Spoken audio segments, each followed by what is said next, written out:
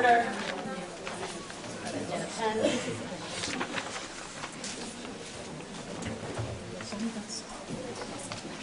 All right, so I'd like to see if we can do a roll call. I do have to announce that Maricela Navarro's son was hospitalized, and she's not, that board member's not going to be able to join us today, so we'll think good thoughts for her and her family. Otherwise, Lila Naranjo, Brock Grissel, Jess Wynn, Margaret Watson, myself, Daryl Morgan, and Esther Hugo is yet to arrive, but Liz will log her in when she gets here. But we definitely have a quorum. All right. So we're going to adjourn momentarily for a closed session, and we will get back to everyone for the balance of the meeting as soon as we conduct that business. Okay? Thank you. Thank you. Our closed session concluded and no actions were taken. So again, welcome everybody. I see some more people since we were gone. We're going to do the public comment portion of the meeting now. I do want to just make a caveat to this. Normally we just allow 20 minutes, but I know that we have 14 people that want to speak, and I don't want to cut anybody off. So the board will allow the public comment to go beyond the 20-minute period. However, we might have to we're probably going to have a pause in the middle of the public comments, because we have college students who are MWA grads participating remotely between classes for our Mission Connection. So at 11:10 or 11:12, I'm going to suspend the public comment so that we can allow those college students to participate. And then as soon as we're done with that section, we'll get back to it. So given that, if you are a person that is not in a rush to leave, please be courteous to your fellow speakers and let them go first. Right, so Ms. Martinez has the cards in a certain order. If you know that you're going to be fine to stay a while, or you plan to stay a while longer anyway, please defer to the next person in case people have to leave. Okay? That's clear for everyone? Okay. Great. We will start the public comments. Great. So first up is Jesus Perez.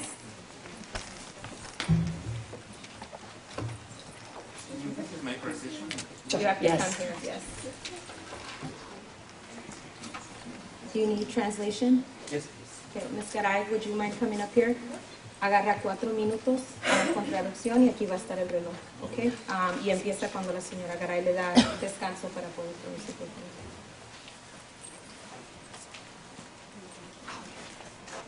Muy buenos días, señores del board. Estoy aquí con mucho gusto y también con mucha consternación para saber acerca de mis alumnos y de mi escuela, porque esta la considero mi escuela y mis alumnos, puesto que yo participo también en el ACC, y me gustaría tener más preguntas.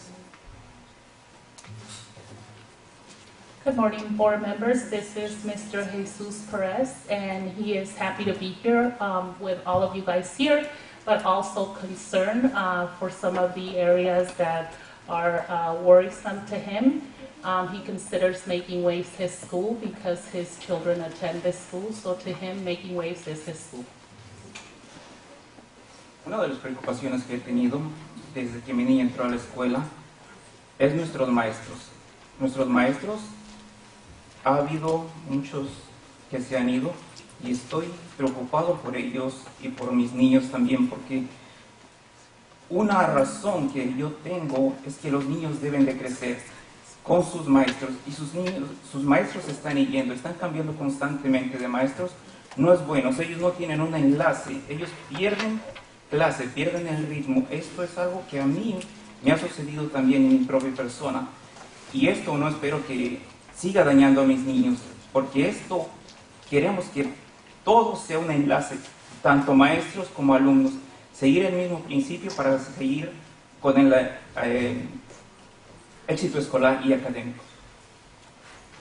One of the areas of concern for Mr. Perez is the fact that he's seen teachers leave, and to him it's very important that kids create a relationship with those teachers, that they stay with them along their journey through school.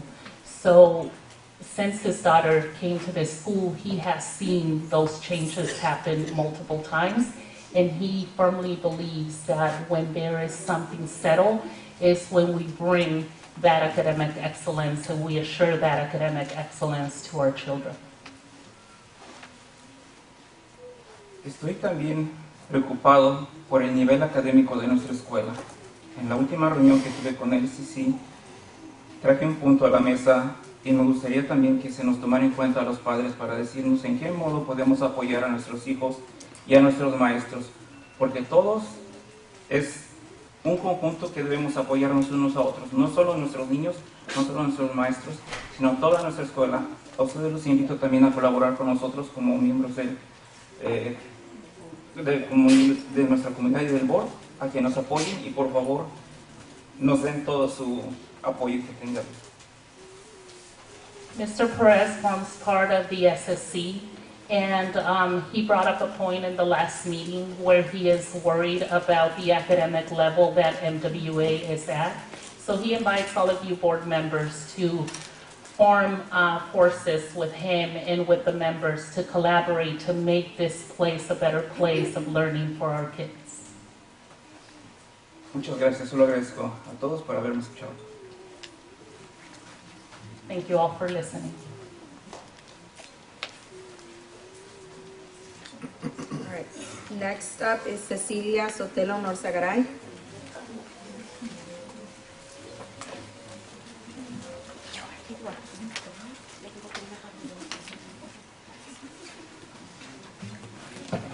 Hola, buenos días a todos. Buenos días, padres. Buenos días a ustedes los del board. Mi nombre soy la señora Norzagaray. Órale, mis lentes. Es bien sabido que la mejor forma que tienen nuestros hijos de lograr una mejor calidad de vida es a través de la educación. Pero para ello se requiere que la escuela y las familias estén fuertemente involucradas en lograr objetivos comunes. Good morning, everyone. Her name is Cecilia Norzagaray, and I will be reading exactly what she provided to me. It is well known that the best way for our children to achieve a better quality of life is through education. But this requires that the school and the families be strongly involved in achieving common goals.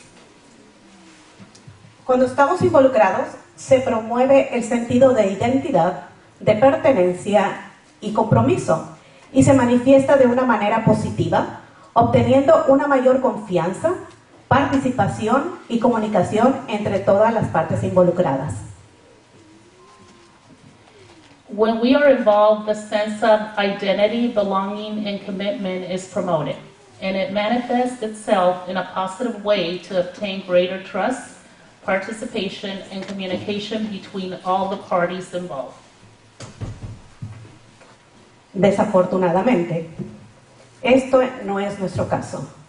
Nos hemos dado cuenta que en Making Waves continúa el patrón de comportamiento donde hay falta de información, falta de transparencia, y esto continúa impactando negativamente la cultura escolar. Unfortunately, this is not our case.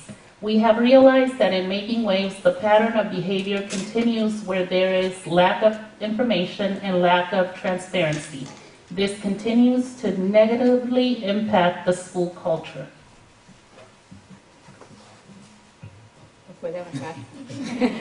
Como padres de familia, nos preocupa la alta tasa de rotación de nuestros maestros y la eliminación de personal clave en algunos puestos administrativos.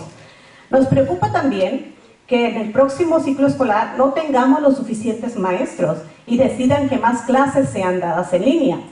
Otra preocupación es la falta de disciplina que se ha venido generando últimamente y que se ha incrementado en nuestra escuela. As parents, we are concerned about the high turnover rate of our teachers and the removal of key personnel in some of the administrative positions. We are also concerned that this coming school year, the school will not have the necessary teachers and we'll decide that more classes will be given online. Another concern that we have is the issue of lack of discipline that has been generated lately and has been increasing in the school. Como miembros de la mesa directiva, les pedimos nuevamente que nos escuchen y actúen con la responsabilidad que tienen en sus propios puestos. Todos realmente somos responsables de nuestras acciones, decisiones y su impacto en cada uno de los miembros de esta comunidad. Gracias. As members of the board, we ask that you listen to us again and act with the responsibility that you have in your roles, because as our values state, we are all responsible for our actions, decisions, and their impact on each of the members of the community. Thank you. Next up is Dr. Lewis. So can I ask for the person who's next up is somebody that doesn't need translation? I'm just watching the time. Yes. We don't, okay, great. Thank you. I don't know whether you want to translate it to Spanish or not. Do you? It She is does that. simultaneously, yeah, we have full simultaneous Oh, okay, translation sorry. at our board Excuse me. meetings. Yeah, excuse me. I want to say good morning to the board and everyone here. My name is Dr. Louis Lewin. I am here as a member of a group of concerned citizens of Pinole who are opposed to the proposal for a Making Waves campus at the site of the old Doctors Hospital on Appian Way in Pinole. I live across from the Pinole Middle School, which serves 573 public school students and a charter school with 190 students. This is already creating considerable traffic congestion, which has required police intervention. Your proposed charter school, which is only 1 block away from Pinole Middle School, will serve another reported 670 students. This is a 94% increase from the current level. This will add considerably to the already existing congestion, as cars will use Man Drive, the only access to Pinole Middle School, and Appian Way to access the proposed charter school. Also, this will affect traffic on I-80s on and off ramps. I am strongly opposed to the increased traffic, congestion, and pollution which will result from your proposed charter school. Thank you. Thank you for your time. If we don't have him, we can do one more. Okay. Are you planning to stay? I think you'll hear some things in the meeting in a few minutes that Yvette address it. Rico.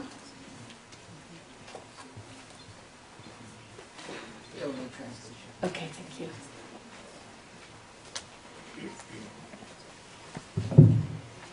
Good morning. My name is Yvette Rico, and I am a longtime resident of the city of Pinole. I was also the chair of the Citizens Bond Oversight Committee for 6 years. A graduate of public schools in the New York City public school system. And I am listening with great interest to the comments being made by my Hispanic neighbors. They have some of the same complaints that many bring to the board of the West Contra Costa Unified School District, which is quite eye-opening to me. But I'm here because I am a member of Wave Watch Pinole, and we are a group of citizens who are strongly opposed to the proposed Making Waves Academy in the city of Pinole on Appian Way. We don't want the site developed for that reason. We don't want that charter school to be in Pinole. We will fight, and we can assure you that we will fight ardently and with great purpose to make sure and ensure that that school is not built on that particular piece of property. So, thank you very much for listening. Do we have DeMario yet? Nope. Okay, do we have his phone number? I think I did. Yeah. Okay. All right, let's keep moving until we have DeMario on the line. And we have, I think the other student is here. Is that correct? Yes. Yes. Oh, yes. Yay. Hi. Nice to see you again. Okay, so let's wait. Can you wait until we get to Mario? Great. So we'll just keep going until he's on the line. Wonderful. Thank you, Adeline. Okay. Next up, Yolanda Lopez.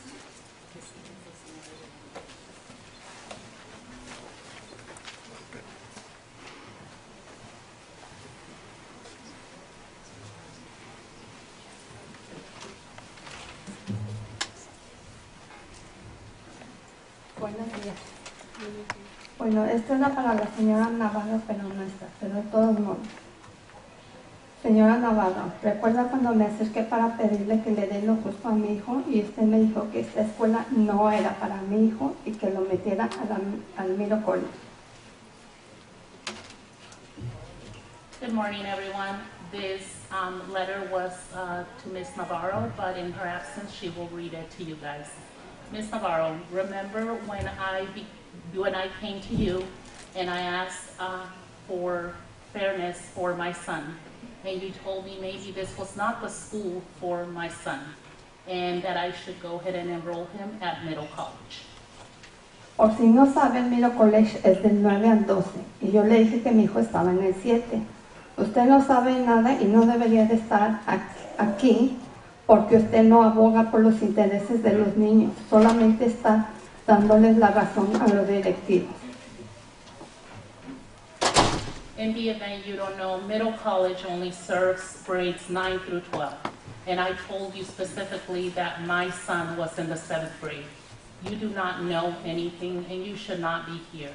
It looks like you do not work for the interests of the children. You are only here to give the reason to the board of directors.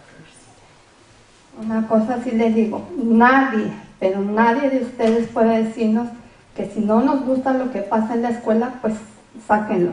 Eso no lo haría porque es derecho de mi hijo estar en esta escuela y estoy en mi derecho de padre de pedir lo mejor para mi hijo y para todos.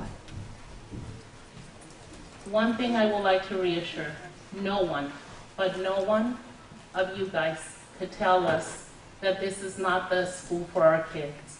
That if we don't like what happens in this school, we could go ahead and take them out. I will never do that because this is the right for my son. This is the school I chose, and I have a right as a parent to ask what's best for everyone. Porque no nos están dando nada gratis, es dinero de los niños que traen a esta escuela. Because like I said, you guys are not giving us anything for free. This money is what the kids bring to our school. Señor Nelson, señor Nelson, usted es una persona prepotente y no sabe tratar a los padres. Y recuerde que usted es solamente un empleado de nosotros porque le pagan su sueldo con el dinero que los niños traen a esta escuela y ya estamos cansados de que no nos escuchen. Mr. Nelson, you are a stubborn person. You do not know how to treat parents. And remember, you are only an employee of us because you get paid and you get your salary with the money that the kids bring as revenue to our school. We are tired that we are not being listened to. Y así como usted no respeta, ¿cómo quiere ser respetado? Just like you do not respect, how do you expect to be respected? Gracias. Thank you. DeMario, are you on the line? Oh, yes, we can hear you. Okay, we're going to put can we put a microphone by, It might cause feedback, but let's see. Okay, so folks, we're going to just suspend the public comment while we do the mission connection with the college students, or not college students, a college student and a college graduate and a soon-to-be college graduate. Thanks, Amari Lynn. So this is quite exciting. We have members of the 12th wave here. And this was our first graduating class from Making Waves Academy. And they're here to share a little bit about not just their college experiences, but reflecting on how Making Waves Academy prepared them for college and prepared them for life and now the career that you're in, and DeMario, that you will soon be in. I'm sorry that we don't see you, DeMario. So folks might remember DeMario because his face was on the banner of this building that we're in for many years. So that's who's on the phone. Mr. Nelson is going to facilitate the conversation with you, and feel free to add at any time, but why don't you both start by introducing yourselves. DeMario, you want to go first? Oh, I'm sorry, it cut out. What did you say? Would you like to introduce yourself? Oh, yeah. Yeah, so my name is Mario Brown. Like I said, I'm a 12th wave. I was the first graduating class from Making Waves Academy. Right now, I'm in my last year of college at CSU Bakersfield. I'm studying electrical engineering and minoring in studio art. So far after college, I'm looking to just go into the workforce and then hopefully work for a couple years and then go for my master's after I get a couple more years of experience. Right. Hi everyone, can everybody hear me? Okay. My name is Adilene Alvarado. I know a lot of you know me by Adeline, but it's actually pronounced Adilene, so just wanted to put that out there. I am a graduating college student from St. Mary's College of California down in Moraga. I graduated in May 2019, so I'm fresh out of college. And right now, my position here in Making Waves Academy is as a student support services assistant. So I help out with in the dean's office whenever students are sent out of class, or if students need to do like a little mental break or anything like that, I kind of facilitate that conversation with them and provide any support that they need from the deans and from myself. Okay, hopefully you can hear me. DeMario, can you hear me? Yeah, I can hear you. Okay. So, Adelena, you are a graduate of college, and DeMario, you are close to finishing. What were the key items that you can identify that you think your experience in Making Waves Academy helped you with college and being successful in college? He's letting you go first. Okay, thank you. I would say, as being part of the academy, I think what a lot of teachers tried to instill in us were some of these skills that would help us throughout our college career. One thing that I really remember is like providing planners. I was one of those students, didn't want to use a planner or anything like that to write down my homework. But in the end, when I was in college, I realized, wow, this is a really important tool for us to use. It just keeps us on track on what we need to get done. So I really worked on my organizational skills. Now that students are approaching finals week, I'm very grateful that Making Waves started the whole like dead week and providing those resources for students to be able to study for their finals, which is something very helpful too, that helped me work on those study skills that I was able to take on once I was in college. Mario? For me, organization was probably number one. The planner, the whole idea of the planner in high school, I thought it was, I kind of thought it was a little bit excessive, it was a little bit extra, but honestly, when you get into college and you have, X, Y, and Z due on a certain date, if you don't write that down and you don't get into the habit of doing that'll kind of mess you up in the long run. You might miss an assignment, or you might miss a project due date, things like that. Another thing was just communicating with teachers. When Making Waves offered the kind of like a office hours type of thing, I kind of used that time to get help with like certain classes like math and things like that. So now, like when I got to college, it wasn't as scary for me to go to my professor and talk to them like, hey, like I didn't get this in class, can you go back and can we go over this really quickly? Because there's some people that I have met that they're kind of intimidated when it comes to professors, so just having that edge up over certain people that were in college kind of helped me out, and it kind of was able to help me help other people with their struggles with like talking to professors or things like that. Thank you. This next question is there anything in retrospect that we could do better as a school to have better prepared you? So Mario, I'll let you take this one first. Okay, cool, yeah. For me, honestly, I think what would help a lot. It would help me in particular because of my major. But I know there's other people that are probably going to go for engineering or architecture or anything specific that might be kind of like a little harder in like the long term is kind of pinpointing those things early. When I came into college, it was kind of hard for me at first for electrical engineering because I wasn't really, I didn't really have any experience with it. So that when I got into my first coding class, everybody in my class had already coded before. They told me that they had certain labs in high school that they would do, or certain kind of like projects that they would do in the high school, so they're kind of experienced to it and exposed to it. I think that would be a good thing, not necessarily just for engineering, but whether it be, I'm not too sure, like biology or, even like nursing. It's just more emphasis on certain things that, that the students might want to work on and want to work at. That'll probably help them out in the long run when they get to college. Yeah, I would say same thing. I remember when I was here at the academy, we would always complain, oh, like Richmond doesn't have a lot of classes to offer, and now it's changed. I do see some students taking psychology and stuff like that, which is great. Like, I wish we had that. But I would also say definitely that variety, like diversity of different classes, different career fields as well. I know I struggled a lot. I changed my major probably like 3-4 times in college, just in the first semester.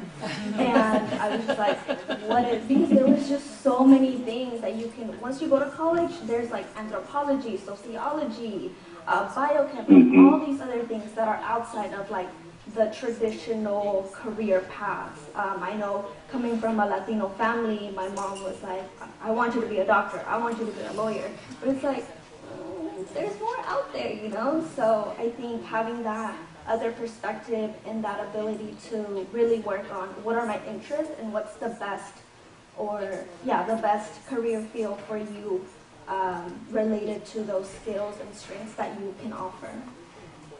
Great, thank you. What advice would you give to seniors right now? We've had a group of seniors apply to CSUs and UCs. Adelina, you went to a private school. Demario, you in a public university. What advice would you give to our seniors? Demario, I'll let you go first on this one too. I got you.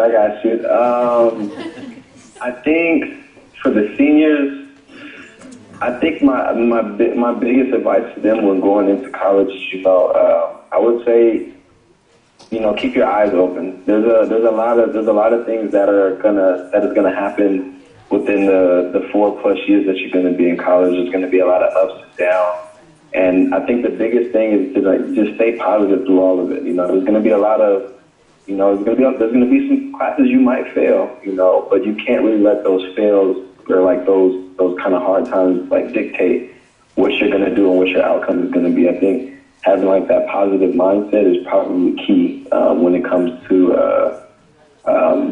going to college and finishing it out. Having a positive mindset and knowing where you want to go with it. It's okay not to know like what you want to do exactly after college, but I feel like having an idea of like, okay, well I need to finish this. I started it, I got to finish it out, and knowing your purpose, knowing what your goal is when you're out there, and not getting distracted by anything that may come in between, like some social aspects, like some social life stuff that happens when you're in college. We don't really get prepped for that, so when it happens, we kind of get blindsided, and it's like, oh man, like what do I do now? Because life happens. But I feel like a lot of us when we graduated, we didn't really know about like what life happens, like because we were kind of young. We didn't really know anything about after making waves. We had known making waves since 5th grade. So outside of making waves, it's a whole nother world, especially going to a different city or a different area. Some of them are going to go to different states. So I would just say, as long as you stay positive through the whole time being, whether it get hard, always reach out to anybody that you have that good relationship with, and just stay positive through it. Yeah, I think for me, I would say be open-minded to trying different things. In college, you will get exposed to a ton of different people, a ton of different communities.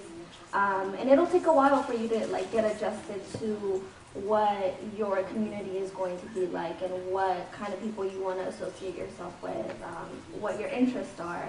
So I would say be open-minded, try everything and anything. I think the first year is really a time for you to figure those things out, and we'll help you determine how the rest of the 3 years of college will be like. Something else that I would say too is, I know a lot of seniors have already applied, and you will be getting acceptance letters and decline letters and all that stuff. Once you get those, if you don't get accepted to your top choice, it's okay. You know, it's not the end of the world. You will get through it. I definitely didn't get accepted to my first choice, and I'm over it. Me either. And it's okay. You know, you have a whole community behind you to support you and make that, you know, next step. Okay, this plan is not going to work out, so what's my other choice, right? So just a little bit of advice there. I have one more question before I turn over to board members. There's been a lot of public attack on charter schools. Do you have any opinion or anything you want to share about charter schools being a public school option for students like you both?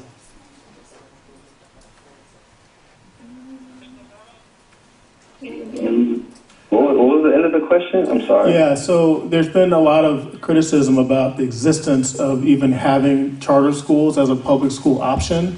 And since both of you went to Make Waves Academy for 5th through 12th grade and are in college, do you have any thoughts or opinions about maintaining that public school option choice, charter schools, you know, remaining a public school option choice for students?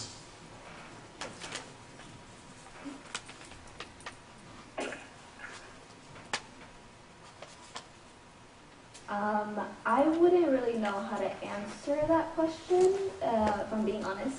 I mean, Making Waves is all I know, and I haven't really had interactions with other students in college where we, you know, kind of talked about that. So if I'm being honest, I wouldn't know how to answer that question. Okay. Mario, do you have any thoughts you'd want to share? I'm not really too sure how to answer it either. From my experience, I mean, with Making Waves, I feel like, you know, it helped me out, figure out what I wanted to do with my future. So like on the kind of Making Waves, I feel like that's been like a good job, a job well done. I'm not too sure about any other charter schools though. I think really focusing on like the community aspect of it and the kind of individualized attention that Making Waves tries to provide for their students. So, yeah. Thank you. Board members, do you have any questions? I have a question, please. I'm interested in you mentioned that you changed your major several times. What influenced your final decision about a major? Was it a class that you had here? Was it a teacher you experienced? Was it a teacher you experienced at the college? It was mainly, when I was in college, I was part of this program called High Potential Program, and they help first generation college students kind of get like a 2-week preview before the actual classes start. So I was part of that, and part of the program was to get a mentor who was also St. Mary's student. So I really connected with her, had a lot of conversations with her about her career path with sociology. And it was just having conversations with different people, taking the classes. I know like once I started taking sociology classes, I was like, yep, this is it. So it might take a little bit some time, but like I said, you know, being open-minded to taking different classes, reaching out to your academic advisor, different things. It's just about advocating for yourself and seeing like what interests you. Thank you. Anybody else have a question? I have a question. Brock, you're looking like maybe you know. Okay, so one question I have to both of you is one of the things we talk about a bit as a board is that Making Waves Academy is not particularly diverse. And so, but then you go out into this college world that is very diverse.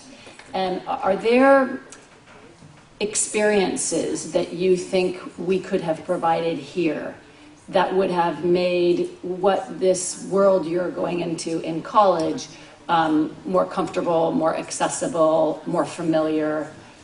Or did you find that you didn't have trouble integrating and feeling comfortable and feeling like you belonged and that kind of thing?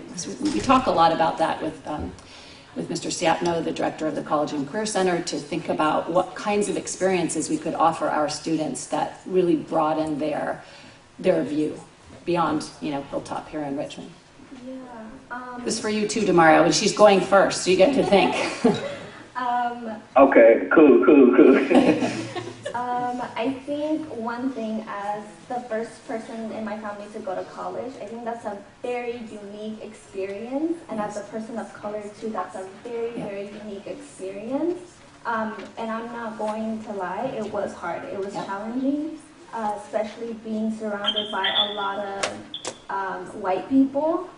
In my community here, I live in Richmond here. I mean, I thought like, and this was a very naive thought, but I was like, oh, white people are rich. Like, I don't see any white people here in Richmond. So when I got to college, it was like, wow, like, what is this place? So it was a big culture shock, I guess you could say. But I think with what Making Waves can do is really focus on that unique experience and see, talking about what that's going to be like, or, maybe even posing it to the students. What do you think is going to be like? Have you ever been exposed to other experiences in your life so far where, it's not just communities of color, things like that. And I think having that conversation will really help students, get their thoughts going and, in a way, kind of prepare them for what's to come. That's great feedback. Thank you. Demario? I'd say for me, it kind of was like, it wasn't that much of a change from going from Richmond to Bakersfield, to CSU Bakersfield. The school was, my school is pretty diverse, but there is a big gap between people that have kind of like a lot of experience overall, and then some people that don't have that much experience at all with anything. So I noticed that a lot of people that didn't really have that much experience, whether it be like culturally or even just in the school realm, they would tend to like kind of like fizzle out and end up dropping out. One thing that I do notice about Making Waves is that we're small. We're really small, and because we're small, it doesn't push some of us to get out there or like, go try this. Even if it's down to trying new foods from different cultures, or even just associating or talking to somebody who is from another part of the world, like an international student or something like that. As an RA, I noticed that a lot of people were coming from small communities like the school that I came from, like Making Waves, and they kind of were like really to themselves. They would stay in the residence halls a lot, and they didn't really get out there and mingle with too many people. And I can see that happening to some of our students at Making Waves, because we're not really pushed to get out there and communicate with other people outside of Making Waves. Because our school is small and really close-knit, it's a good thing and a bad thing. It's a bad thing because when we get out into bigger universities, like say for instance, like USC or some of these big-name schools, it's going to be kind of hard for them to get adjusted to that. When you're going from a class of like 20 people to a class of 400, 500 people, it's a little bit harder. I feel like what we can probably do with that is just getting the students out there a little bit more, just pushing them to experience something different, whether it be like, I don't know, field trips or things like that, because I would hate for somebody coming from our school to get into, a big school and then not feel like they can fit in there. They not feel like they can work with other people because they're not really used to that experience, Great, thank you. This is really helpful, and it's a lot of the things you said, Demario and Adelena, are things we talk about a lot, and we are moving in that direction, and we're going to be a little bigger as a high school, and that's going to help, but also we do talk about these kinds of experiences. I not only want to thank you so much on behalf of the board and everybody here for coming and taking your time to talk to us, but just to say we are so incredibly proud of you. And you are the face of us as you graduate and go out into the world, and you're the face of the work that we're trying to do here, and the quality students we are building, and that is you. So thank you both so much. And Demario, I look forward to seeing you eventually again when you're not in Bakersfield anymore. Oh, yeah. Okay. Right. All right. Thanks so much. Thank you. Bye-bye. Thank you. All right, before we get back to public comments, we're just going to recognize some students who have left class to come and be recognized. May I ask the Girls on the Run group to come forward, please?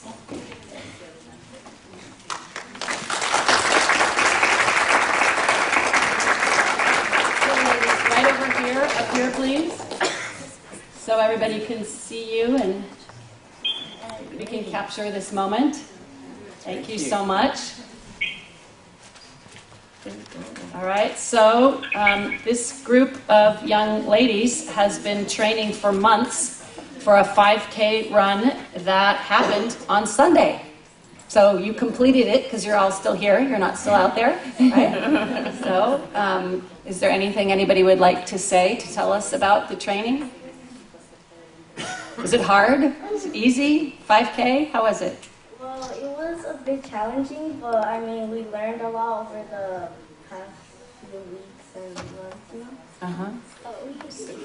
Okay. Good job. Anybody else? Did anybody think they might not be able to complete the 5K? I didn't think I was going to complete it because I've never run that long. Mm-hmm. So it was hard, but it was also easier with someone to run you with. Great. Well, we just want to acknowledge you, acknowledge all your hard work, and give you a round of applause. I'm sure you want to thank your trainer. Who is your trainer?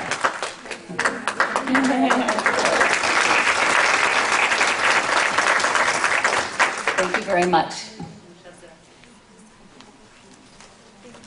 Good job, ladies. Okay, thanks for your patience, everyone. We will get back to the public comments now.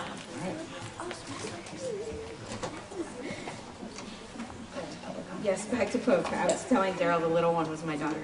Oh, the little ones. The one that was reaching for the mic.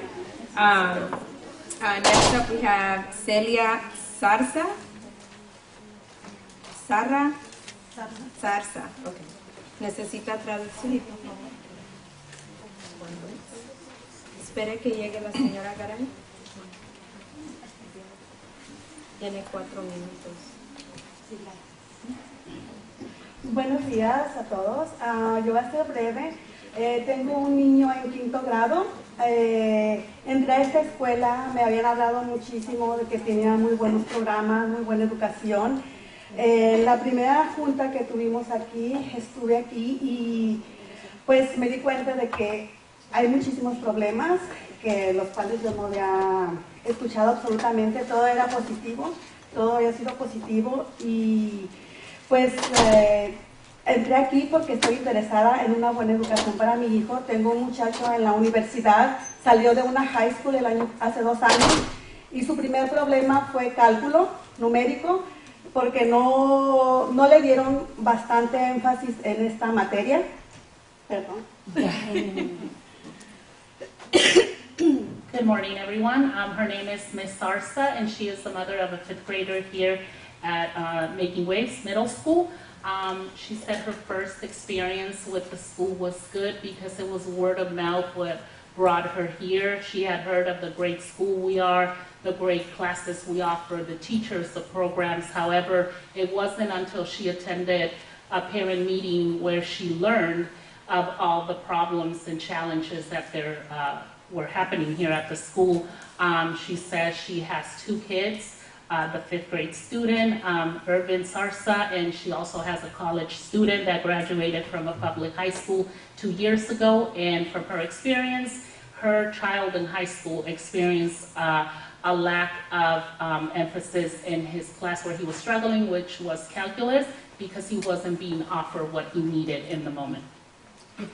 Sí, él había tenido pura A y A+, al momento de entrar al colegio me salió con B, con C, porque no se habían enfocado tanto en la clase de cálculo.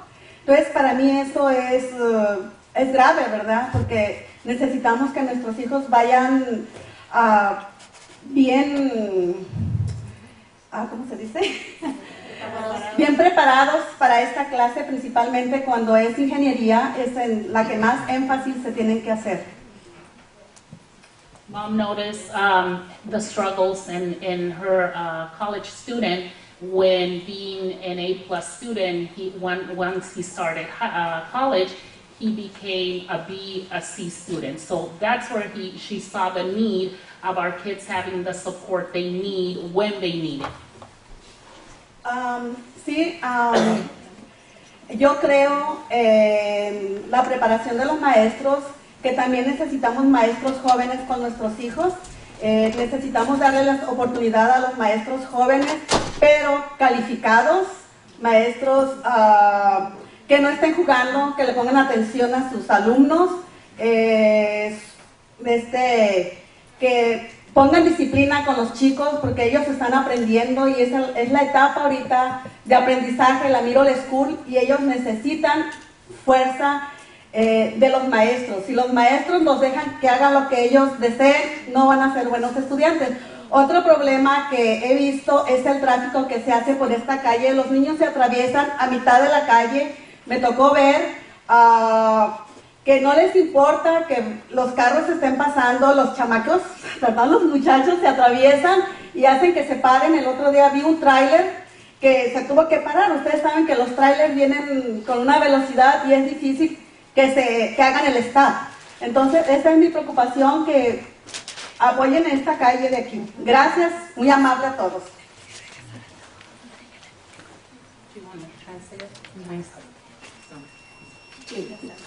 Yes. Okay. Ms. Sarsa said that she does believe in young teachers. She does notice we have a lot of young teachers in the middle school. She believes in the preparation of these teachers, but that they're here to teach, that they're not here to play, that they're not here to just give away the class to the kids because they're not focused on what they're teaching. And then her other emphasis was about traffic on Lakeside. She saw kids running across the street when tractor trailers were coming, and like you all know, those cars, it's hard for them to stop. Okay, thank you very much. Delia Delgado.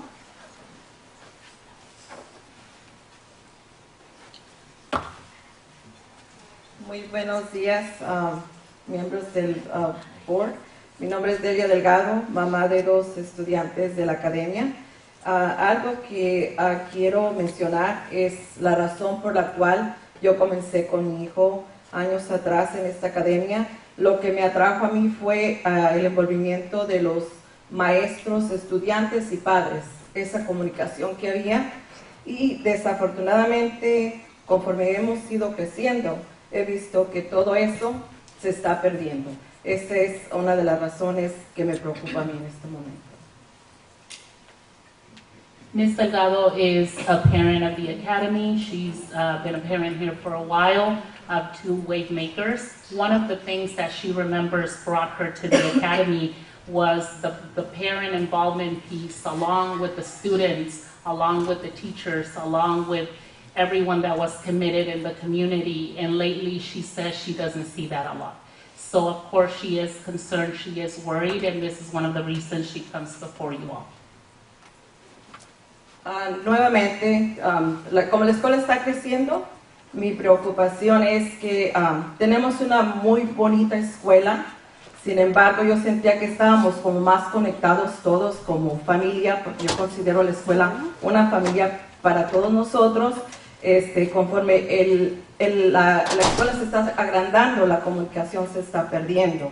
Entonces, me gustaría, ¿qué puedo hacer yo como mamá de 2 estudiantes hacer o implementar para que esa comunicación llegue de nuevo?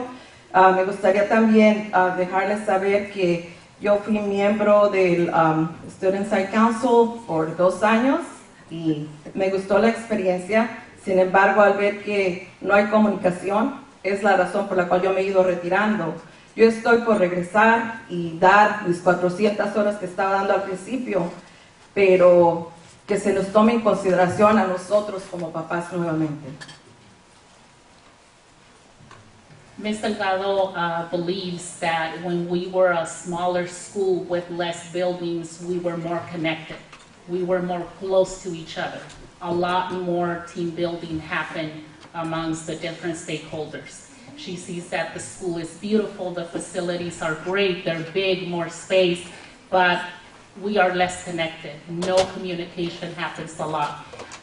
Years past, she was member of the SLB, and she says she's ready to come back and give those 300-400 hours that she was putting before, but she wants to see that connection again. She wants to see that communication and that interaction.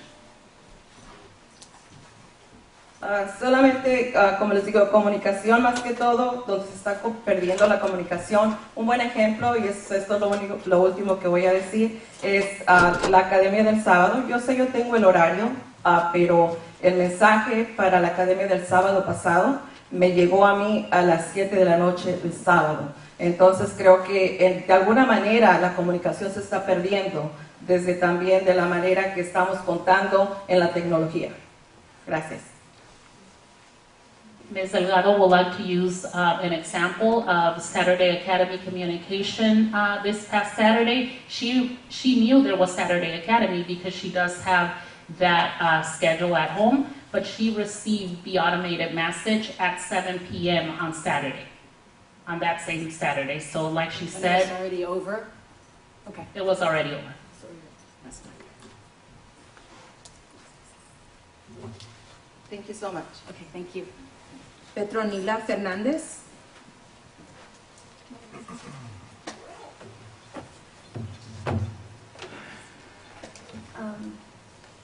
Muy buenos días por miembros y público presente, padres, estudiantes, maestros, todos en general. Para mí son muy importantes. Soy un padre nuevo en la escuela Making Way. También soy nuevo representante de padres de la Ola 24, quinto grado, y estoy aquí porque me preocupa algunas cosas que he venido observando desde que he entrado en esta escuela. Good morning, everyone. Her name is Petronila Fernandez. She is the mother of a fifth grader here in the middle school. She would like to thank you, board members, and welcome everyone, parents, students, staff, and everyone here. To her, it's important that everyone comes as one to these type of events. And one of the things that has come to her concern, and is concerning her, is what's going on at our school. Pero primero, antes que todo, quiero decirles que vengo de una escuela, he pasado experiencias por 5 años, y yo no quisiera ver esto nuevamente en la escuela, que nuevamente aquí está mi hijo, la considero mía también, y estoy aquí no para apuntar, sino para dejarles saber mi preocupación, cómo podemos trabajar, en qué rol yo me he posicionado y cómo podemos mejorar. Ms. Fernandez forms part of the parent representatives, and the wave she represents is the 24th wave, the fifth graders. She comes from a school where there were a lot of challenges and also things happening that were not working well. She will not like to see this at our school. She is here to partner up with everyone here to make sure we all have what we need. Tengo experiencia 10 años de ser madre voluntaria en mi comunidad. He adquirido la experiencia de Community Outreach y casualmente agradezco primero a la escuela por la información. Hay que decir las cosas positivas también que la escuela tiene. Estoy muy contenta de saber que hay buena comunicación con los maestros de quinto grado. Estamos usando el Remind App. Me gusta muchísimo porque en la otra escuela no tuve esa oportunidad. Aquí sí la tienen. La información que le dan a los padres en la junta y también la comunicación del personal que tratan con mucho respeto a los padres, principalmente a Miss Garay y personal escolar, por ejemplo en la cafetería. Mi hijo me deja saber que son muy buenas personas. Ms. Fernandez has been a parent volunteer for 10 years in her community. She has also received a distinguishment on community outreach.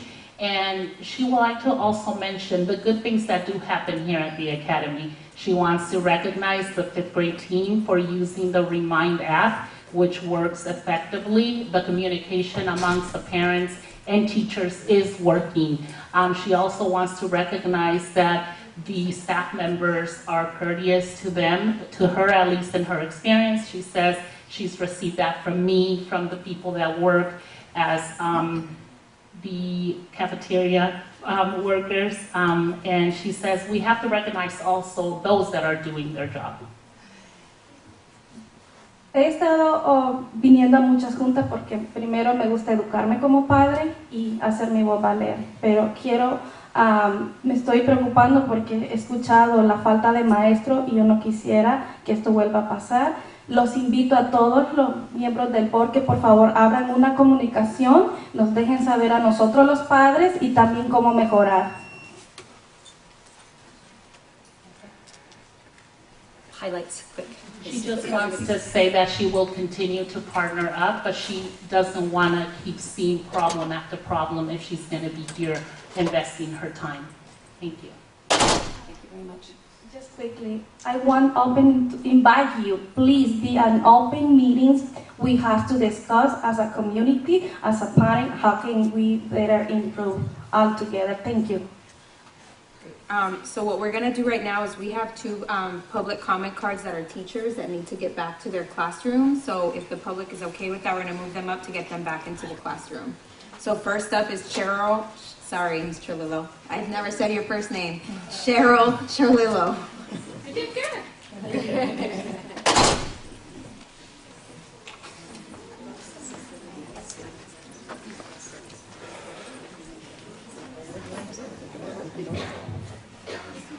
Good morning, board members, my parents, mis padres, and all of my former students who are here. The phoenix is a mythical bird that rose from ashes to bring life anew. This is the season where teachers re-examine their why, or their rebirth. I have rediscovered my why. It is this community. So important is the word community, it is one of our core values. I know that I'm a better teacher when I involve parents. I am filled with joy when parents tell me they want their child to be in my class. My why is that belief that with hard work by students and support from their parents, our scholars can have a great education. Is a regeneration occurring here? Or will the phoenix be gone forever? I see rays of hope. I see some of our young teachers really stepping up. I have a resident, and I am a mentor to a teacher who was my resident last year, and there's another former resident, middle school resident here, Ms. McDonald. I see faith and strength in their early practice. I see that they trudge on. I smile at their dedication and belief in our mission. I am proud of their willingness to put in the extra time, and I am pleased with their ability to defer to veteran teachers and seek out advice. This weekend, several teachers are meeting in Fremont to shop for books at the Scholastic Warehouse. Thanks to our anonymous, my very own library donor, all of our middle school teachers have bought in to Accelerated Reader, and we are making great strides in reading. There is no other school, any school, on the west coast of the United States where teachers have the opportunity to shop for thousands of dollars of books. Sorry.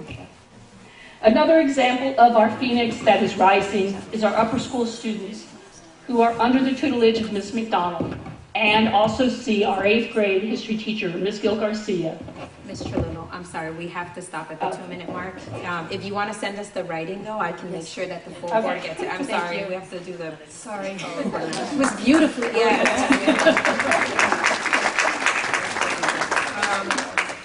Miss Cassandra Harper Cotton.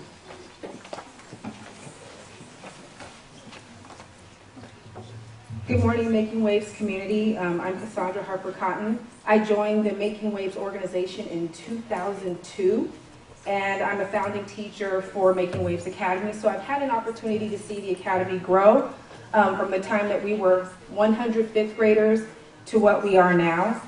When I hear from students like DeMario, it reminds me of what we do right. So some of the things that Ms. Charlillo talked about, we're an organization that supports our teachers' growth. We focus on the mental health of our students.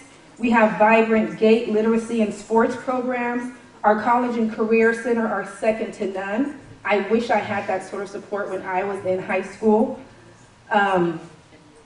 The impact that that program has really affects our students long after they graduate. Our teachers are creative, committed, and engaged. Our teacher residency is really answering the call to a lack of teachers because our teachers are inspired. I want to remind us that Making Waves has a 30-year track record. And what that means is 30 years of dedication to this community, to our families, and to our students. So while I did hear critical feedback regarding our organization and personal interactions, the thing that stands out to me is that I don't want my child anywhere else. So what that tells me is that parents are very, very hopeful and know that, like we always do, we're going to be resilient. So as a school, as we respond to legislative changes, economic trends, changes in our student bodies, staffing, and structures, I do want to remind us to make sure that we're practicing that resilience, we're remaining active in our community, and we remember our focus in our community, and that is our students. Thank you.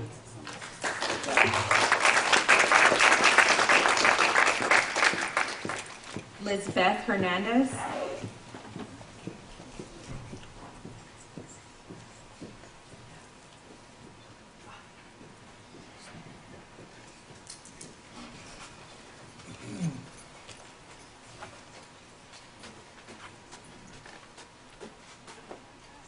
Good morning. My name is Lisa Hernandez, and I am a current 10th grader. I want to start by saying that I am beyond grateful to be here with many opportunities, but I have some issues. Us students need more teachers, staff, and supportive interventions. My family chose to sign my sister and I up for this lottery because we were promised an education that would be successful, useful, and encouraging. One of our expectations for this promise would be achieved by having supporting teachers, loving teachers that create an understanding environment. Teachers who not only provide good education, but understand us and our background. To have a supportive community, not only including teachers, but staff as well. An overwhelmed group will never be able to succeed without help, and that's what we need. We need teachers, staff, and supportive interventions for students. With all this money that is being spent on things like furniture, it could be invested in finding and hiring quality teachers. Having people working at MWA, especially for student support, will not only increase student success, but it will help our community as well. Thank you. Thank you.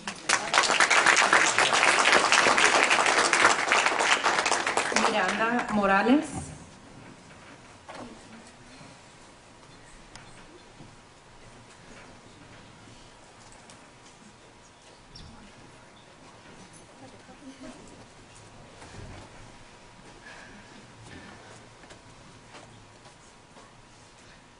Good afternoon, everyone. Today I'm here. Oh, by the way, my name is Miranda Morales. Today I'm here to talk about how this school has impacted me in every way in the form of education. I want to be able to succeed in school because I already graduated from middle school. I want to be able to do the same for college and high school. I am part of the 19th wave, and we have been impacted majorly in the factor of not having enough teachers since we were in 6th grade. As we all know, being a sophomore and a junior are two of the most important years in high school. And right now the sophomores don't have a biology teacher nor an English teacher, and those are two very important classes for us to graduate. From experience since the 6th grade, we haven't had supportive teachers, and we've always lost one or two more teachers from classes that we really need help in, like math and English. And the fact that we don't have enough teachers, the next year we aren't prepared for the type of stuff that the teachers want to teach us, and then that's a struggle because we weren't taught enough the previous year. Some solutions to this could be more support from the teachers. Also, something I've noticed is that this school, they mix a lot of business when the students are in classes, and that's not okay. It's kind of a toxic trait, because what if one of the students is having a bad day and visitors are coming in? And what if the student has a breakout and then they're talking to teachers, they give attitude? It would be even worse if the student was a person of color, because as a Hispanic person, I already know what it's like to look down at just because of the color of my skin, and I don't want no visitors to think that, oh, because this kid is black or because this girl is Latina, that's the only reason that we're acting that way. Thank you.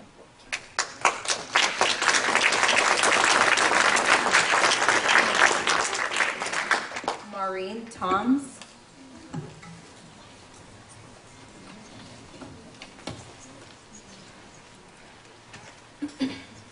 Good afternoon, board members and members of the Making Waves community and the public. My name is Maureen Toms, and I'm a citizen of Pinole.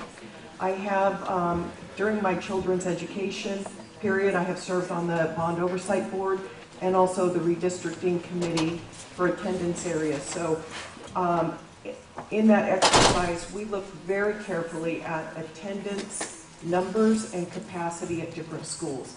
And it's based on that that I am very concerned about the Making Waves proposal in Pinole.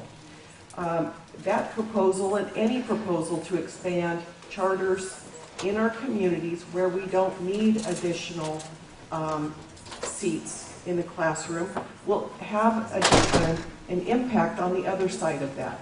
The other side of that impact is wherever you're taking students from to fill seats in a new charter, result in seats being vacated in existing neighborhood schools. So when you make a decision to expand, you need to take into account those other impacts. Go to those communities. If you're looking at taking students out of Stige or Dover, explain to those communities that your decision now could result in their school closure in the future. It could be a couple years down the line, but we've seen that. The proposal in Pinole is on a site that Pinole has identified as 413 housing units in our housing element. We've also identified it for commercial and retail area. That's not consistent with what the proposal is that's been submitted to the city. Having a charter school that grabs students from across the area, not neighborhood schools, that increases traffic, it increases GHG emissions, and is a significant concern of ours. Thank you. Susana Gaviño. She left. Speaker left. The minutes will reflect that Susana Gaviño has left early. Next up is Tammy Campbell.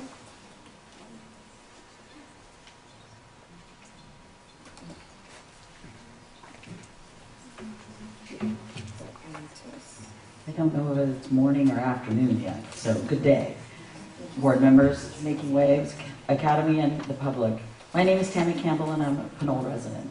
I have served on a redistricting committee and actually had to close a school due to the fact that I understand facility use, attendance, and dollars.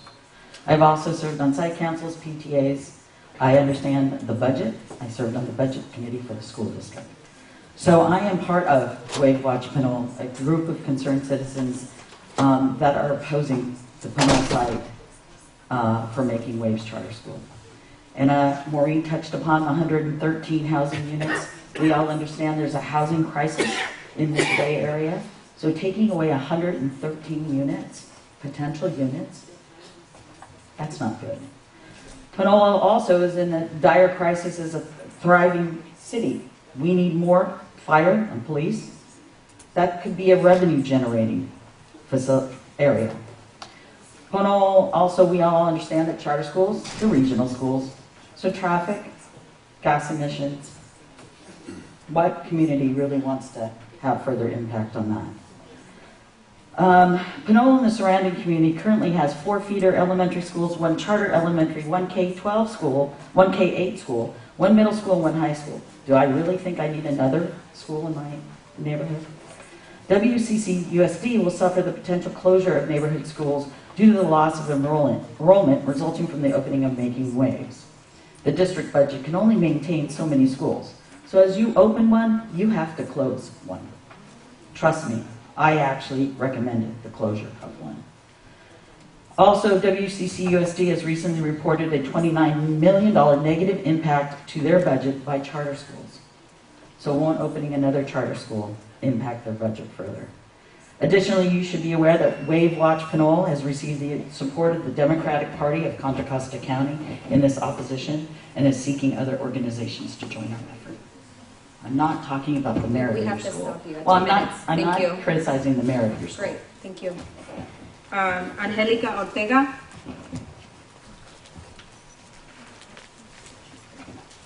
Okay, Ms. Garay, she's going to need interpretation.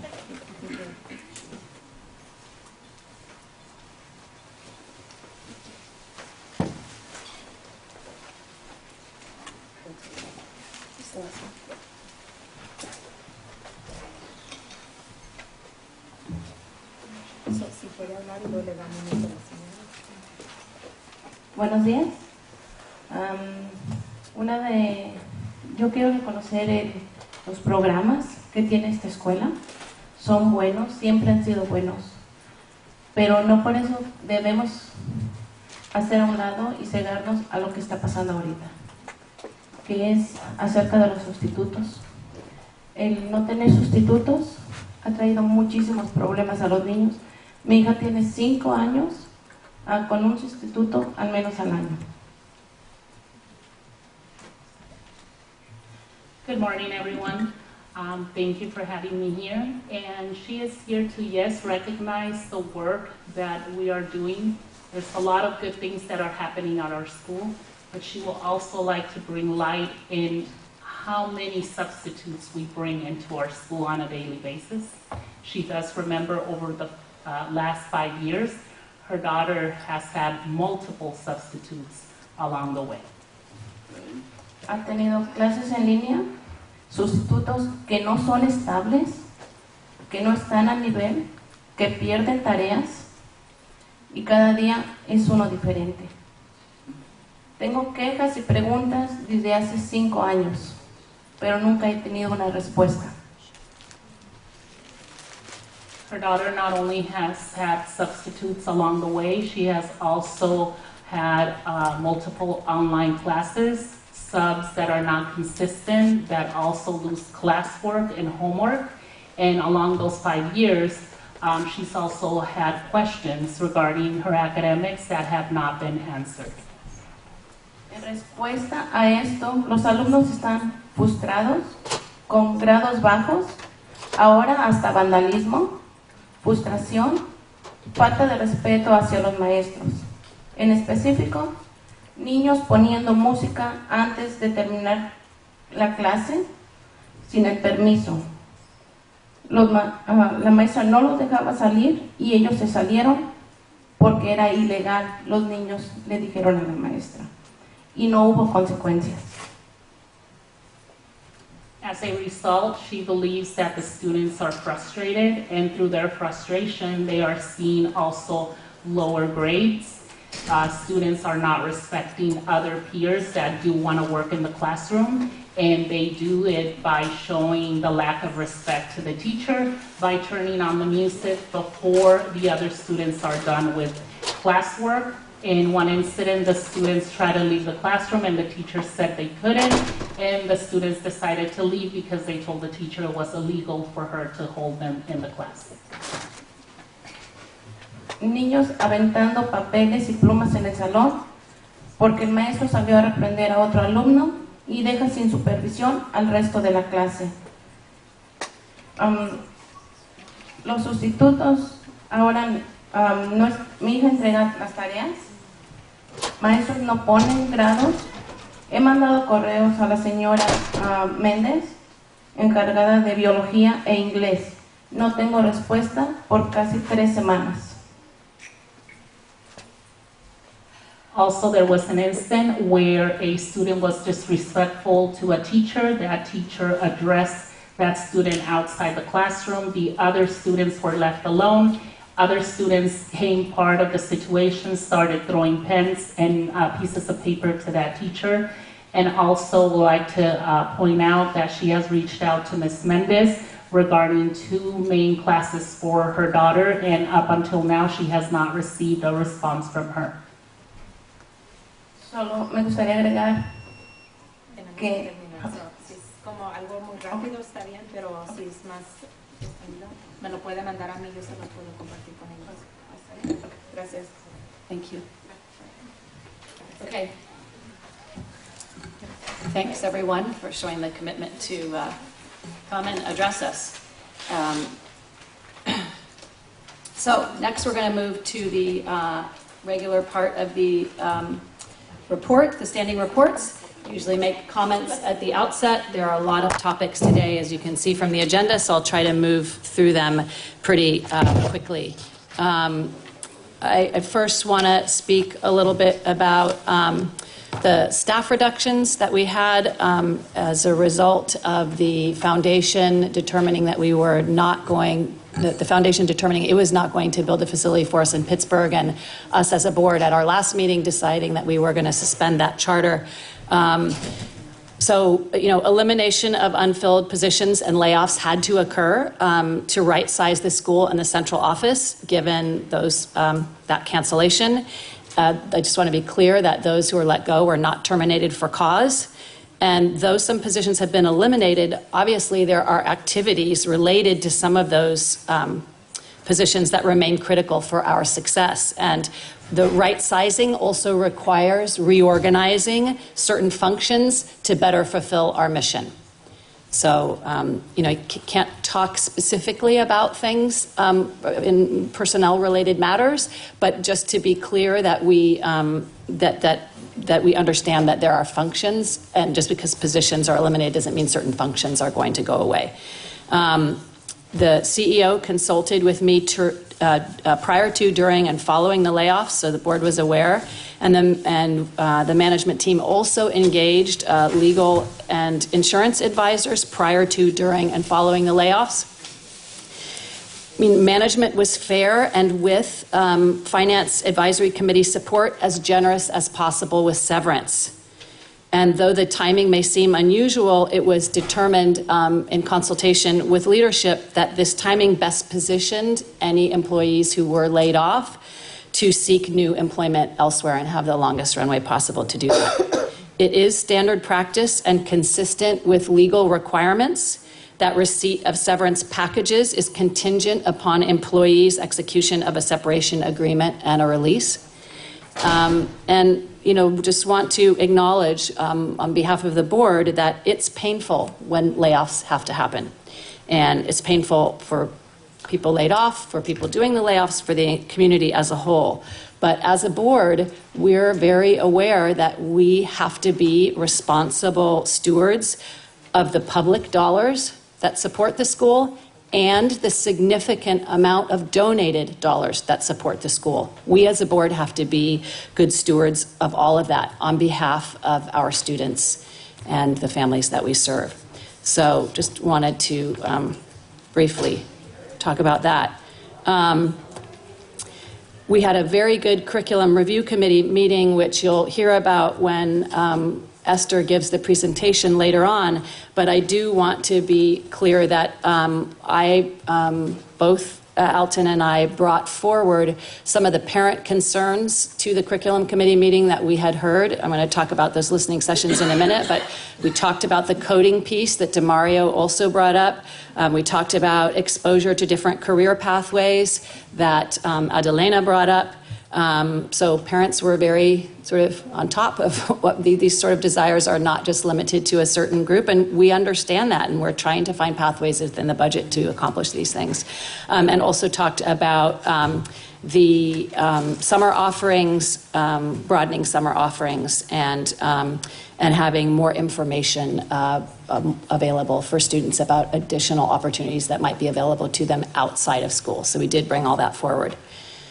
Board engagement with staff and families. You'll hear in a few minutes from Margaret Watson, who's going to chair the advisory board advisory committee on culture and climate. But we have been having ongoing meetings with board members, with staff.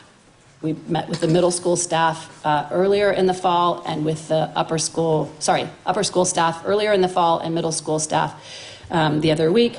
And Alton and I have had 2 listening sessions with parents that are open to parents. We do them in the evening, and we spend about 90 minutes talking and mostly listening. And those have been really great. So I encourage people to come to those. As I've made clear in that, those forums allow for discussion that the board meeting does not, because we can't really have discussion in this format in order to adhere to the Brown Act. So I encourage parents who are interested to come to those, and we will be doing 2 more in the next semester. As to the material revision of the charter, if you look at our agenda, you will see that we are asking for a material revision of our charter to include 4th grade here. And that's the extent of the material revision we will be asking for. We were informed last week by the Making Waves Foundation Board that they have decided not to build the K-3 campus in Pinole. It was going to hold about 350 students. And as that board that provides our facilities became concerned about a variety of different things, and among the reasons they decided not to build there were one was the fiscal distress of West Contra Costa Unified School District at the moment. And given that the district is facing a $40 million deficit, I think the foundation board realized that our road to approval would be hard because that district is so impacted by their own issues that don't have anything to do with us, and we don't want to further. That board did not want to further impact them. And we understood from the county that could be a hard path.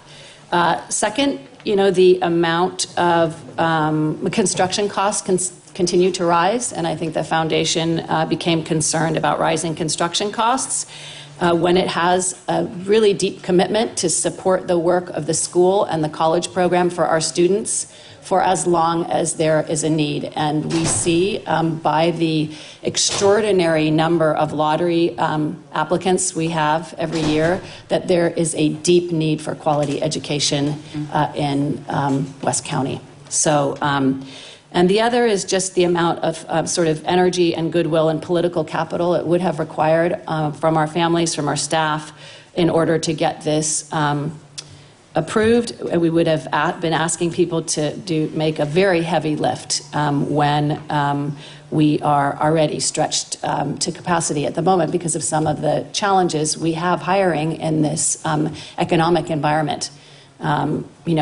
Lots of people today spoke about the lack of teachers and the number of substitutes. Nobody wants that. Nobody on leadership wants that. No board member wants that. And we have a department of people who works tirelessly to try to hire. It's a bleak picture in California, and we are implementing strategies to try to address that, like the residency program. But that is the reality of what it's going to look like for a while here. So we will be moving forward, though, to ask the county to allow us to house 4th grade here, because we already have the space for 4th graders, and we know there's quite a lot of interest and demand, and we feel that by having students at the 4th grade, we can even better prepare them for college and career. So that is that piece, and there'll be more on the material revision later. Board meeting adjustments. We're going to, sorry, get my notes here. So we're going to have a few, this whole fall, we've been tweaking the board meeting, trying to set things up in the best way possible, all kinds of different things. So on that continuing quest to improve and to be more transparent, we are recording all board meetings now, and as you can see, it's what you see on the screen that has both the slides and the people, and we're going to be posting those on the website after every board meeting. The pilot went really well at the last meeting, so we're excited about that. We had a parent request to have a meeting in the evening, so we are going to be having our March meeting in the late afternoon and early evening. I think our start time is going to be 4 p.m. And 4 to 7 or so, 4 to 7:30. So we've done that. Beginning in February, I'm going to be asking the heads of the student council of the middle school and the leaders of the associated student body of the upper school to be part of the standing reports to the board. And so we'll have students appearing and reporting out for a few minutes at each board meeting going forward. And then I'll just remind folks that all of our board meeting materials, which are hundreds of pages for each meeting, they are all accessible online. And to those of you that are really interested in the things that are going on here, I suggest you take a look and read them. I know a lot of you read English at a certain level, even if you'd rather speak, and you're nodding, yes, even if you'd rather speak in Spanish, which is fine. But there is a lot of information there that shows that all these things that you're thinking about, we're thinking about too, so I encourage folks to look there. The last piece is the board dashboard that we've been working on, which are the sort of key metrics and key areas related to student performance, to staff qualifications and satisfaction, to college readiness, to attendance, etc. This dashboard that Liz Martinez and I have been working on, the link will go live in January. One of the metrics that will feature is something we just learned the other day from Mr. Siapno's office, which is that this year, more than 90% of our students are college ready and eligible for 4-year, for CSU and UC, and completed those applications. So it's very exciting, the kind of work that's going on. And that's one of the metrics that will be here. I had a good meeting with our new CFO the other day, Wallace Way, and we talked about eventually adding some financial KPIs to the board dashboard so that we can more easily track some of the interim budgeting reports and whatnot. All right, that's it for our compliance to excellent section. Yay. Yay. Okay. So we are now going to do a deep dive on the WASC self-study because we have a WASC visit coming up in March. Liz Martinez. Give me one quick second. Board on track, just logging And so, out. Ms. Garay, I'm thinking after this section, or I do need to make sure about the math piece, but either after this section or the next section, we'll take a break. Okay, because I've been working really hard. Thank you. Great. And 10. Great. Thank you. All right, that's me. Okay. Here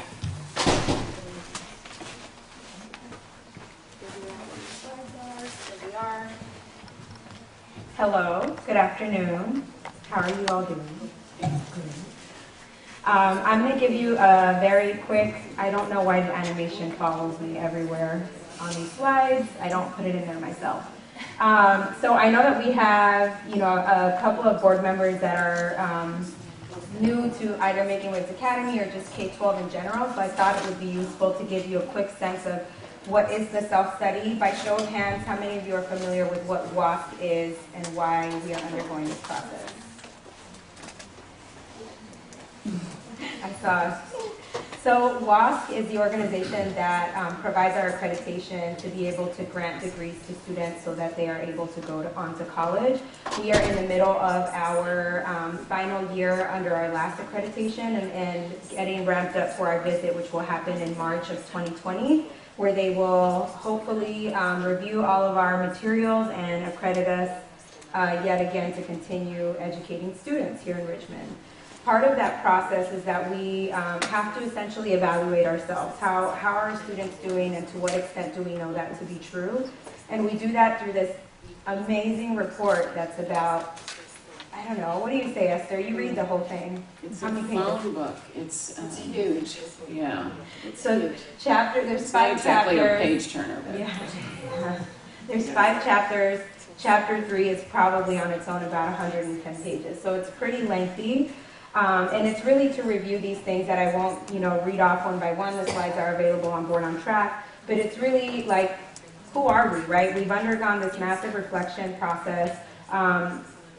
Who are we as an institution? What are we doing for our students? What are our core values? What are the things that guide our learning outcomes? And our staff has done an amazing job doing that. And so the self-study in its different chapters seeks to answer some of these points that you see here on the board.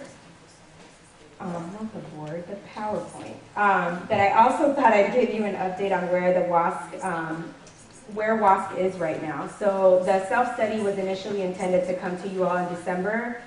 Several people, including our trainer for WASC, have said that our timeline was fairly ambitious when we said, this is what we're gonna do.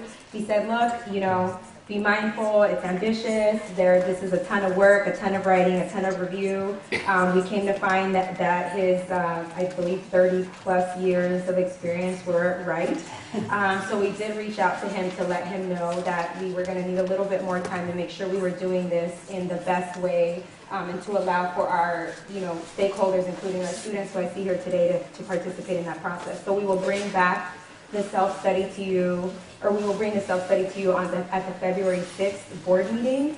By that time, what will have happened is that our school site council, as well as other members of the community, will have had time to look at that self-study and provide feedback in particular around the action plan, which is what will guide our work for the next 6 years. And again, just for you all to know, we mentioned this at school site councilor Dr. Ward Jackson in his call on my behalf. Not sure if that was. They did that on my behalf. They let the school site council know that I will be partnering with school site council to rework the timeline to make sure that we are allowing proper time, ample time for people to participate in that process. But we wanted to make sure that we weren't just checking the box on this, that we were looking at what are our requirements for compliance and then how do we allow people to properly participate in that process. So in a thoughtful way with advance notice, as I heard, today is a pain point, so we want to make sure we do that right. Our hope is to meet by the end of next week and be able to communicate that to the community. So I want you all to be aware. Here's our updated timeline. Again, won't go through this slide because you have access to it, but we will be here talking about WASC in February. We are looking to finish the next couple of milestones. But as you can see here, we started back in last September. So this has been a pretty extensive process. Our staff has done a phenomenal job engaging in our WASC Wednesdays and really putting their best foot forward. As Esther said, this isn't always a page turner, but the amount of work and thought that they put into evaluating the school and attaching evidence, I mean, that we just couldn't have been where we are now without our staff. So we're super grateful for that. What has come of this process, though, are the next few slides. So we have to meet as a leadership team. We have to get feedback from our stakeholders. We have to do a ton of work to try to figure out, do the 3 goals that we already have stay in place, or do we adjust it? We opted to adjust for the next 6 years. And you'll see that they say draft WASC goals because it could be not a huge chance, but there is a chance that when the self-study is completed, you look at your goals and you say, you know what? Maybe we need to tweak them a little bit, or maybe it needs to be different. But for now, we feel fairly confident that these goals will stay. And so support for all learners was one that we already had in our previous WASC process. college and career readiness. Our new one is diversity, equity, and inclusion. So we've heard a lot of feedback and great input from the community around that being a different, something that we need to focus on for our students and our staff. So we want to make sure that that's top of mind for WASP, which is why it's included here. The next slide, oops, no, let's go back. Mystical. Part of what we also did is we met as a leadership team, looked at our California dashboard data, looked at our SBAC scores, looked at our last mid-year report, and we said, you know, what do we feel, and looking at all this data, are the major student learnings? Where do we need to focus for the next 6 years? And we landed on math, suspension rates, chronic absenteeism, and graduation rates. There was a lot of discussion around our graduation rates because they are fairly high.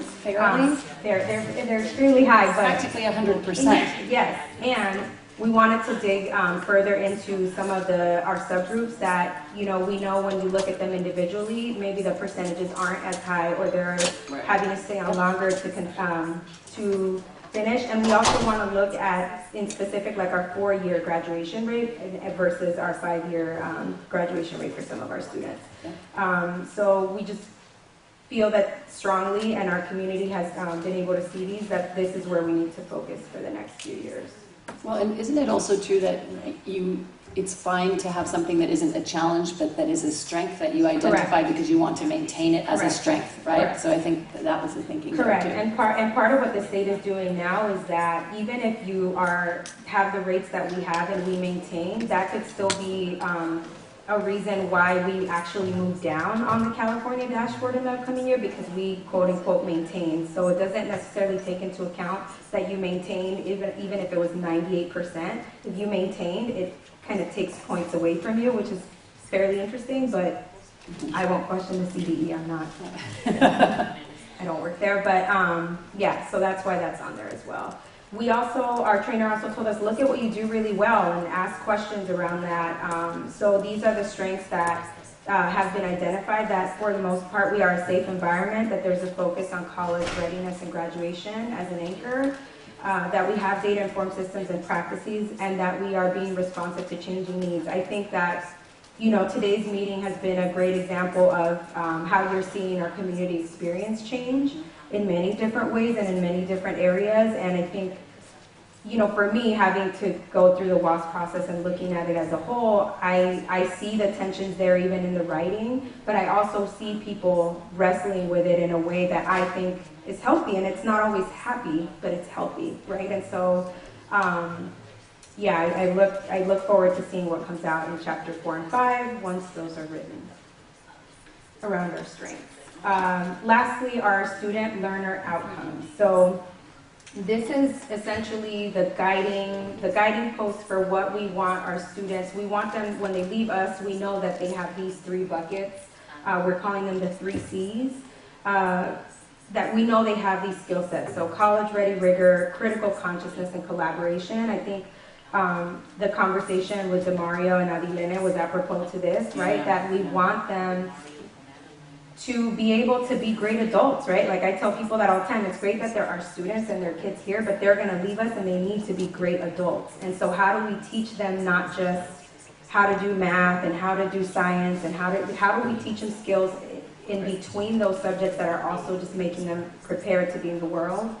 And so we feel fairly strongly the community has engaged in some discussion in our online bulletin board, and I believe it's been a subject of conversation in some of the home and focus groups, and if not, it will be in January to continue wrestling with these things, but we feel really good about them. And then ending on, I think this is my last slide. I forgot to bring my copies up here. Just key milestones coming up. I think it's always good to anchor us on what's happening. So where we are right now is Mr. Nelson is deep in looking again at chapters 1 and 2 to make sure that those are all buttoned up. Chapter 3 is, I would say, about 85 to 90% done. So a lot of the content is there. It's more the formatting and the structure that WASP has advised us that still needs some fixing. But I will be communicating with the chairs or the writers to let them know, hey, if yours doesn't look like, you know, star example, we need to figure out how to get us there, and so supporting the community in doing that. And then chapters 4 and 5, I've heard, are the easiest and shortest to write, so I will report back if that's true in February. May I just ask, what is the timeline for those being sent to the WASC committee, to Esther and to me? Chapter 3, it's probably early January at this point. Because so we don't have to do it over Christmas? No. Oh, Esther, No. yay. I would prefer not to give you that as a Christmas. But part of what we've learned through this process, right, like being learners ourselves, is that the more work we can do on the front end to make sure that we're handing over material that's, fairly consistent and in good shape, then the easier your review is, and you can give us feedback on content, not structure. Great. Yeah. So. Okay, that's it, and I'm open for questions. If you any questions about the WASC process? I really like, can you back up a few slides? Maybe. Let's see. That one. What's the slide? I like the student learner outcomes. That is so aligned with the current thinking now in terms of research, in terms of students being able to have hard skills and soft skills to be successful. So I really appreciate that. And a lot of that comes out of the University of Oregon with David Conley. So I'll send you his citations. So Great. Yeah, I was going to say, you must have spied on our WASC meeting. I mean, we had so many WASC meetings where we just, the discussions were great, and sometimes it wasn't always like, are we going to get to an end product? So to see it up on slides, at least for me, was like, it was really rewarding because we've met a ton, and we have talked a lot, and we've discussed these things, so. I also really like them. I wonder how these are being shared with staff or being shared with parents, because I think it does capture a lot of the things that we've been thinking about, the curriculum committee is thinking about. Anyways, I just think it's a really nice capture of what you guys are focused on. Yeah, that's definitely a point of focus for me. Right now, we've received some great feedback from our students around, they've been participating. We have about, I think, 15 to 20 students that have been participating in the WASC process. And part of why we love them so much is because they will say, here's what you do really well, and then here's what you could do better. And I keep looking over at Johan because he's the one that's emailing me and saying who's going to be the point for this and who's doing that. And so communication is definitely something that we're looking at to make sure that when the visiting committee is here, there won't be anybody that they run into that's like, we don't know who you are and what you're doing here. And, we want to be thoughtful about how we engage the community. Are you a senior or a junior? Oh, because that WASC takes students and sends them on visits to other schools, too. Like the one we had last time was really sharp. That would have been a good opportunity for you. One day you can just volunteer, though. Like a student. He would be great. Yeah, I bet he would. Our school site council. I bet he would. Okay. Yeah. Any other questions I can answer for you? Will this be a public document once it's done? The WASC self-study? Yeah. Yes. Yes.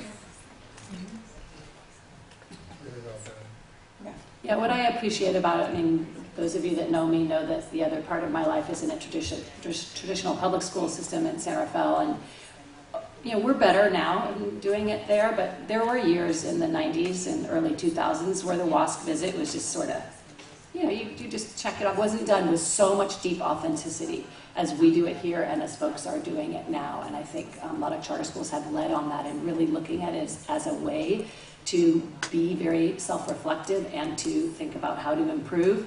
And I think you're seeing that, the impact of that play out in a lot of schools now that are doing the process in a really good way like this. So thank you for all your efforts.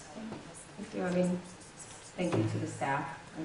I just stepped in to start, facilitating some of these processes, but they just, it's not a one person effort, so. Right, yeah. Okay, great. Thank you. Can I ask the folks with the math update, Ms. Mendez, I see that you're here. Are we going to be okay if we take a few minute break now and come back in a few minutes? Or are you, Ms. Delaplane, do you have to get back to class? We're good. You're good. Okay, so we're going to just take a quick break so Ms. Garai can take a break for a moment. Yes.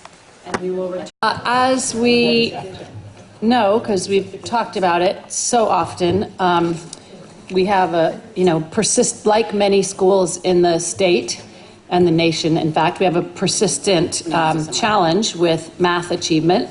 And so, as we know from previous CEO reports, Alton has convened sort of a special group to work on math achievement. And today we're going to have our school report focus on a math update and activity. And I'd like to welcome Priscilla Mendez and Emily Delaplane and Caitlin Shelburne. So these are our directors of curriculum instruction and our lead math teacher for the middle school. So welcome, thank you. Excellent. Good afternoon, board members and the public. My name is Caitlin Shelburne. I'm the middle school director of curriculum and instruction.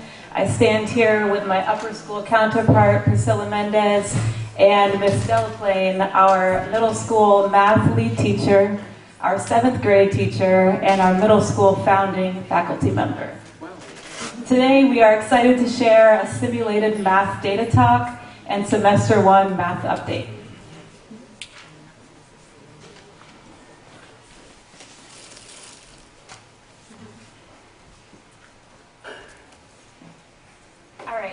So like any good lesson, we are going to start off with a learning objective. Generally speaking, teachers start off with students will be able to. So board members will be able to understand the value of reteaching through a simulated math lesson. 2 main things we plan to accomplish today is the simulated math lesson as well as a reflection and debrief.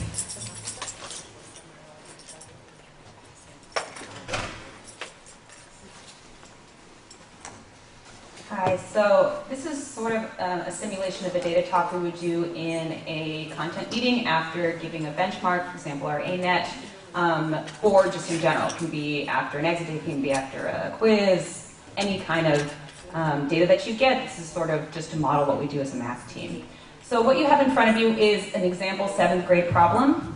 So I'm just going to give you about 45 to 60 seconds to just read the problem and sit with it, and just think about what you notice as you read it. So I'm going to set the timer on in my head. My phone's over there. So just go ahead and read the problem. It's in front of you as well as on the screen. Can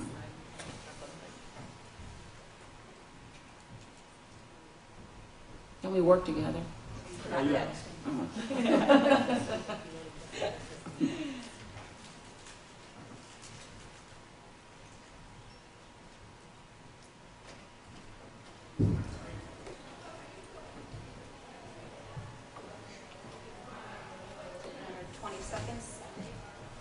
You don't have to solve it, you're just thinking about it.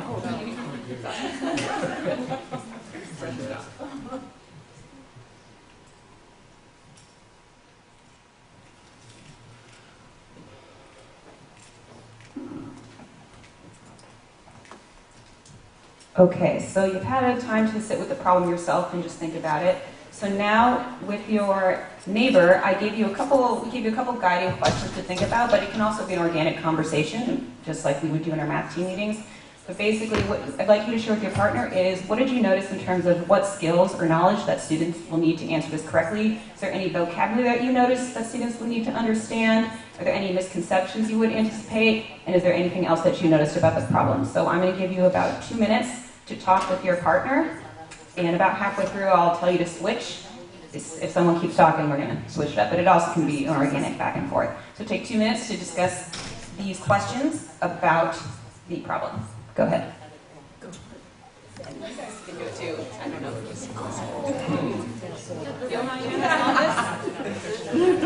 right. There's a lot of vocabulary. All right.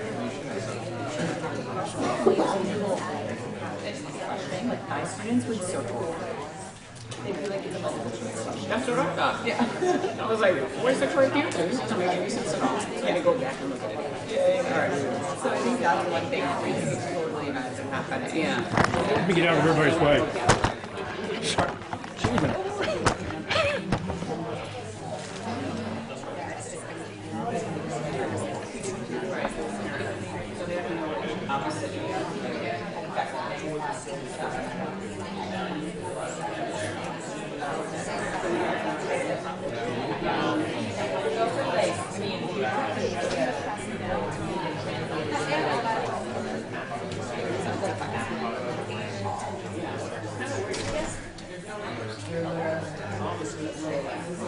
if you've been the only one talking, let your partner talk. You'll have another about a minute or less to discuss this.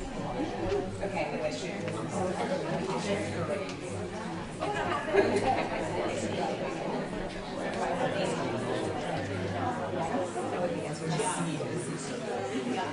One integer is a positive.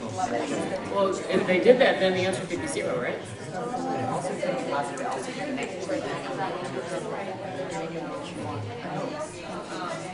So I don't know if like maybe that one has a multiple answers. Maybe you would write like it could be all 30. That's going to go. The other ones are more obvious. Like have a simple answer. Take about 10 seconds to wrap up your conversation.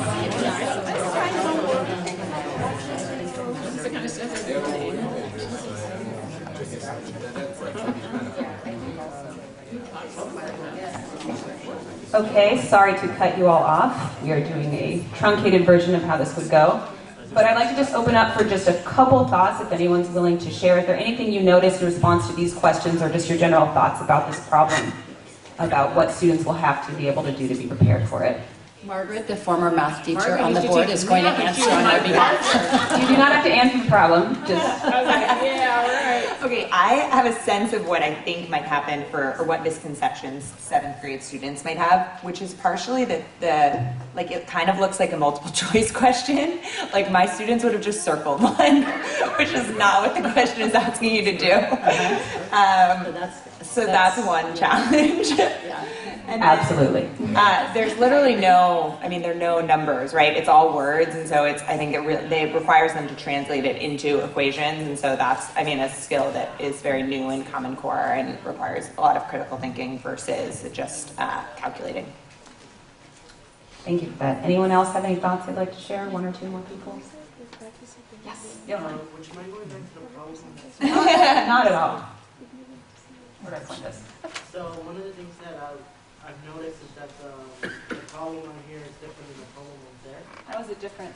It says here, Emmanuel added 2 integers for each condition. Identify whether the sum would be negative, positive, or 0. Explain your reason for each answer. Thank you for pointing that out. He was on it. Johan, would you say that one of those two phrasings, either the paper or this, I feel like impacts how you would respond? yes. One, because over there, I think it's asking multiple things. Like, it says there, identify whether the sum, what sign of the sum would be. That kind of confused because it's missing a comma right there, in my opinion. So that's where people would get confused as to what it's trying to say. And on here, it's more clear. Oh, you're right. Oh, you're right. I see what you're saying. Yeah. Like, I think there's a typo on there in terms of the what. So you're right. The phrasing is incorrect. However, thank you, Johan. Regardless of whether it asks this for the sign or if it identifies negative, 0, or positive, they do mean the same thing. However, I would say that probably one language is a little clearer than the other, despite that typo. Yeah. But in terms of what's the sign, that does every student know that if they're asked for the sign, that means negative, positive, or 0? I don't know. We don't know that. I just want to add that I'm really glad Johan is on the WASP. Thank you. Outstanding. We were talking about how you would need to have number line sense and just also the amount, Alton brought up the amount of vocabulary that you need to know to really make sense of this. Great, thank you so much. So these are the kinds of conversations we would have about all sorts of different kinds of questions, but this is a really great one for a lot of the reasons that you all mentioned. So just to model what I would do when I got the student results for a question like this, and I gave you a couple examples, which we don't really have time to get into, but you can glance at them if you will, is to see what the misconceptions were in the student work and see if you can identify any themes. And when I was looking at the results for this, it seemed to be a very conceptual misunderstanding. It's a very conceptual problem. A lot of time when we do these, you'll have procedural themes where students are confused, and that's a lot easier to address. This is a question that really exposes those conceptual gaps in their understanding of integers. And so it's vocabulary, like you guys said, but it's also, when you look at the student answers, a lot of them had this idea that the negative was stronger than the positive, whatever that means. I'm not totally sure. I think that my inference was that maybe they were thinking about multiplication, right? Negative times a positive is negative. So the math team would talk about this and talk about things that we're noticing, and then the whole point is to make a plan of action to reteach this and to try and address that. So for me, in this example, I said, okay, this is kind of a big misconception, so I need to go big in my response. It can't just be a procedural fix. So what I did, just in short, for my reteach plan, because that's the whole process, is we decide what's my reteach plan to address this, is first I used number lines. So I got these number lines that you can use expo markers on, and I really emphasized them drawing number line diagrams, which they had done, but not a lot, and it was on paper. So I wanted to make it much more physical so that they would remember it better. So I had them do a lot more number line diagram practice, just a couple minutes a day, because we're still moving forward with other instructions, which is always a challenge. So what are some quick little activities I can do to try and hit this? So I did a bunch of number line stuff that I hoped would address that conceptual piece. And then I also decided to try and make a real world application as well, because I thought that was sort of the other end of this. Even though it's not really a real world problem, I was aware that in my percent unit coming up, I was going to do a bunch of activities about student loans and things like that. To address percentages, so I said, okay, well, I can also use that to address positive and negative conceptual understanding, and it's really engaging, they like it, they find it interesting. So I made a little activity where they had to go find some information about student loans, and they had to find some information about college tuition, and then I applied positive and negative numbers to that. So my hope was that those two things would be quick activities, but that could really push that conceptual understanding of positive and negative numbers.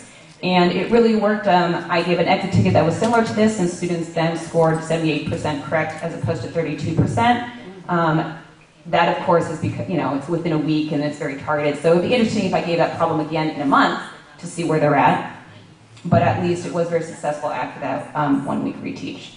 So that's just an example of how the math team does the teaching and learning cycle. So basically what we did is, if you see the assess part, we had an assessment, we had the ANET. We analyzed the student work, so we just analyzed one problem, and we didn't get too much into the student work, but it's a simulation. So we analyzed the student work, and then we made a reteach plan, so we adapted our instruction to address it, and then we gave another exit ticket, and so we could reflect and see the growth, and then it just starts all over again. And this teaching and learning cycle we do after every benchmark, but it's also just, if you think of it, you can use it every day, right? You give an exit ticket, you use this every day, and that's what good teaching is. But in terms of the math team collaborating, we really focus on being very specific, concrete, and turning in our learning plans for the ANETs. But again, as a team, we're moving towards just always thinking basically every day should be a little mini teaching and learning cycle. And yes. So one question, can I ask a question now, or do you want us to hold at the? So one question I have about this is, we know that you are the content lead and you've had a lot of success teaching math. And so when you see these sample responses from students, it's pretty clear to you what's going on. And it seemed that it was pretty clear to you the way you needed to reteach. So I'm just thinking about you coaching other teachers, right? Because this is that the next slide? Okay. Yeah, but I can address it because that seems to be, that might be the part that would be hard, right? Like what about the teacher that looks at that and thinks, well, they didn't get it, and is unclear? It's a number line, it maybe is more concrete, but I can imagine there are a lot of concepts where maybe it's hard for a teacher to know how they might reteach it in a way that would allow more students to grasp the material. Yeah, it's incredibly hard, and I'm still figuring out how to do it every year. So every year I get a little bit better. So I completely agree. So that is why we have these collaborative meetings for that exact purpose, because we have to do it together and we have to model. The only reason that I'm halfway decent at this now is just because I've been doing this for a long time, and I received coaching, a lot of support from Making Waves from people who have taught a lot longer than I have. So we have these collaborative data meetings and we do this together. So luckily for me, there are 2 teachers on each team. So you have a thought partner, and it's myself and also Ms. Rodriguez, so you have 2 lead teachers in there to really help model for the newer teachers how to do this. And it really is about saying what we would do, and then also taking time with them and saying, okay, what do you want to do? It has to be manageable. They need ideas, because like you said, if they say, okay, I didn't get it, now what? They might not have any ideas. It might be their first year, their second year, their third year. So I would just really say, it's in those collaborative meetings, and then after that it's the one-on-one that this year I'm able to do because I have that time. and to meet with them and to check in about the reteach plans, check in about how it's going, pop in and observe how students are, give feedback. So it's definitely a learning experience, and it's definitely much more challenging than where you are at teaching math. And I would just say we're just try and model it every single time and check in with teachers as much as we can and give them ideas and give them activities and give them, make a graphic organizer if they need it, give them that support that they need, and they might not have time to even create an activity, so I guess, yes, it is important for us to support them in that process. It's on a more macro level, like of this teaching cycle. Just lean in. Oh, sorry, I gave up my speaker. Apologies. On a more macro kind of perspective with the teaching cycle, do you ever do it with other math teachers? In that, I love your idea of bringing in a real world example. Loans are still very money math, but I could imagine there are instances where it might connect to something going on in history or English language. Is there a way? The idea, I think it would.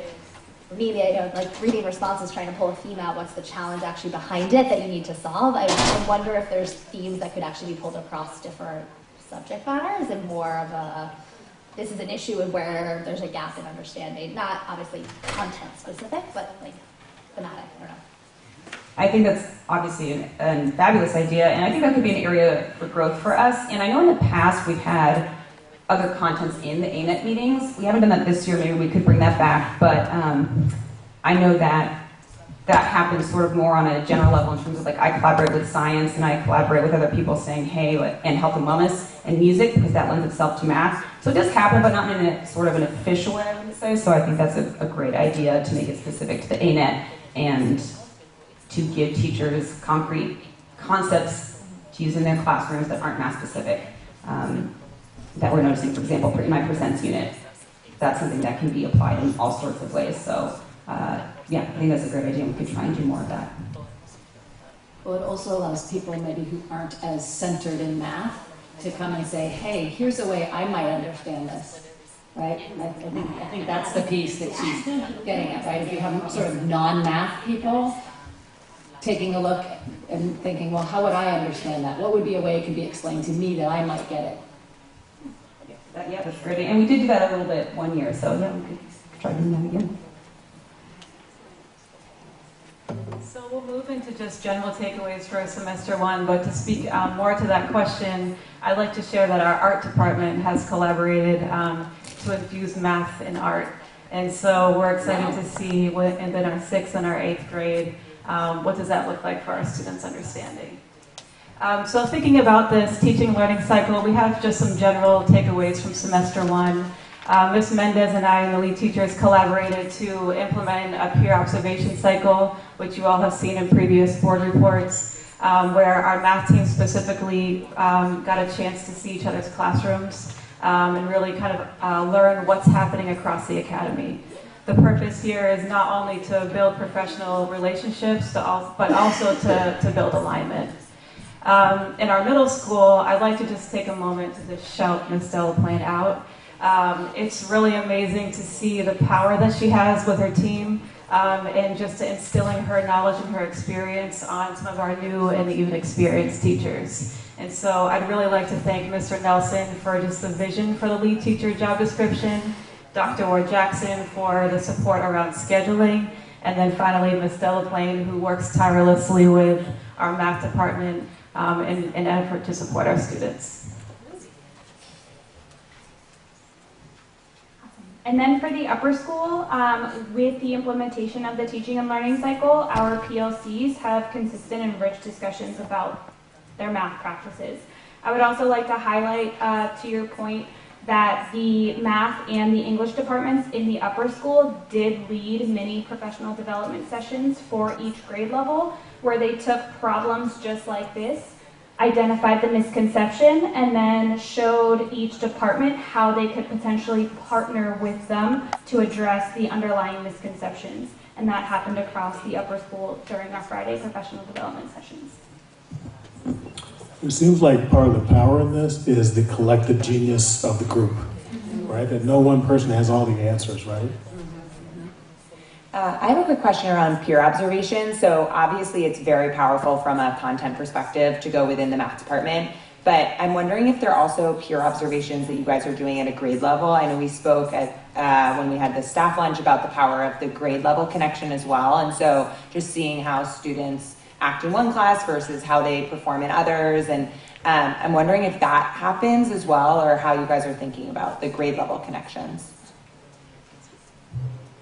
That's a great question. So we have an open, observation policy. So our teachers are frequently observing each other within grade levels. That is within structured PD, but also just within playing time.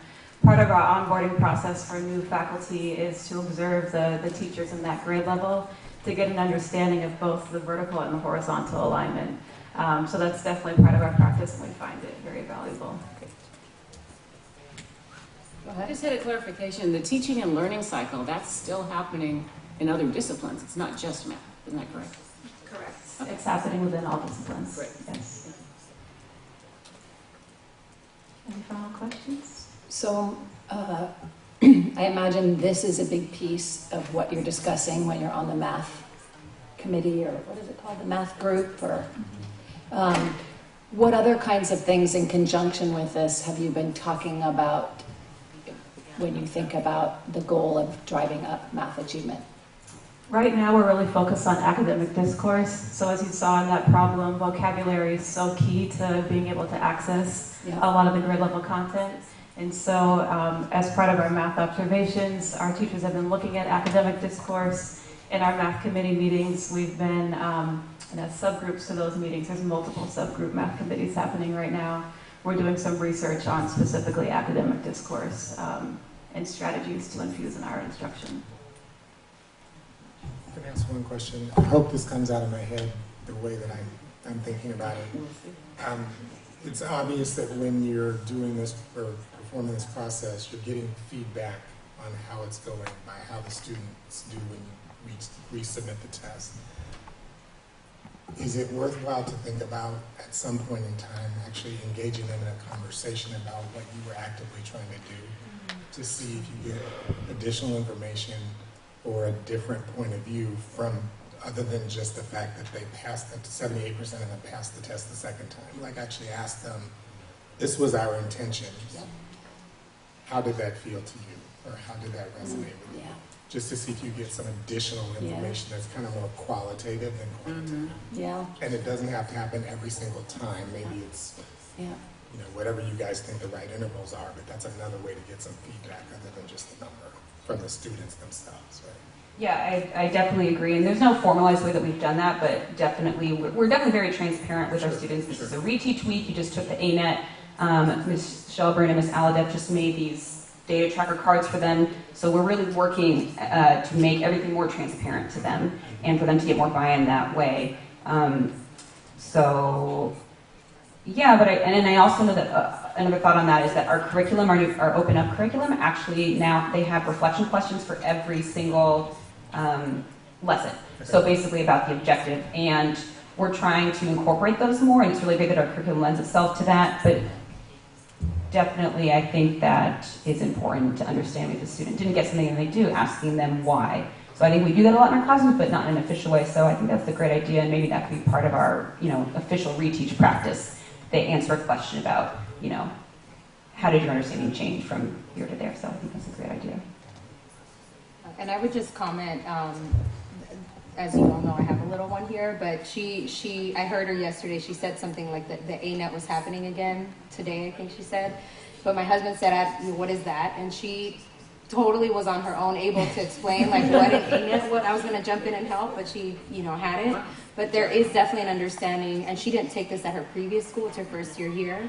And the students are definitely they know what it is, they know what it's measuring, and so at least mine does. And so I just want to make sure that you all have that piece of qualitative feedback. Yeah. That's excellent. Okay, any other questions? Well, this was great. I always like these that bring us into the real world of what we're doing every day, and just want to thank all three of you for your incredible efforts. Really appreciate you each.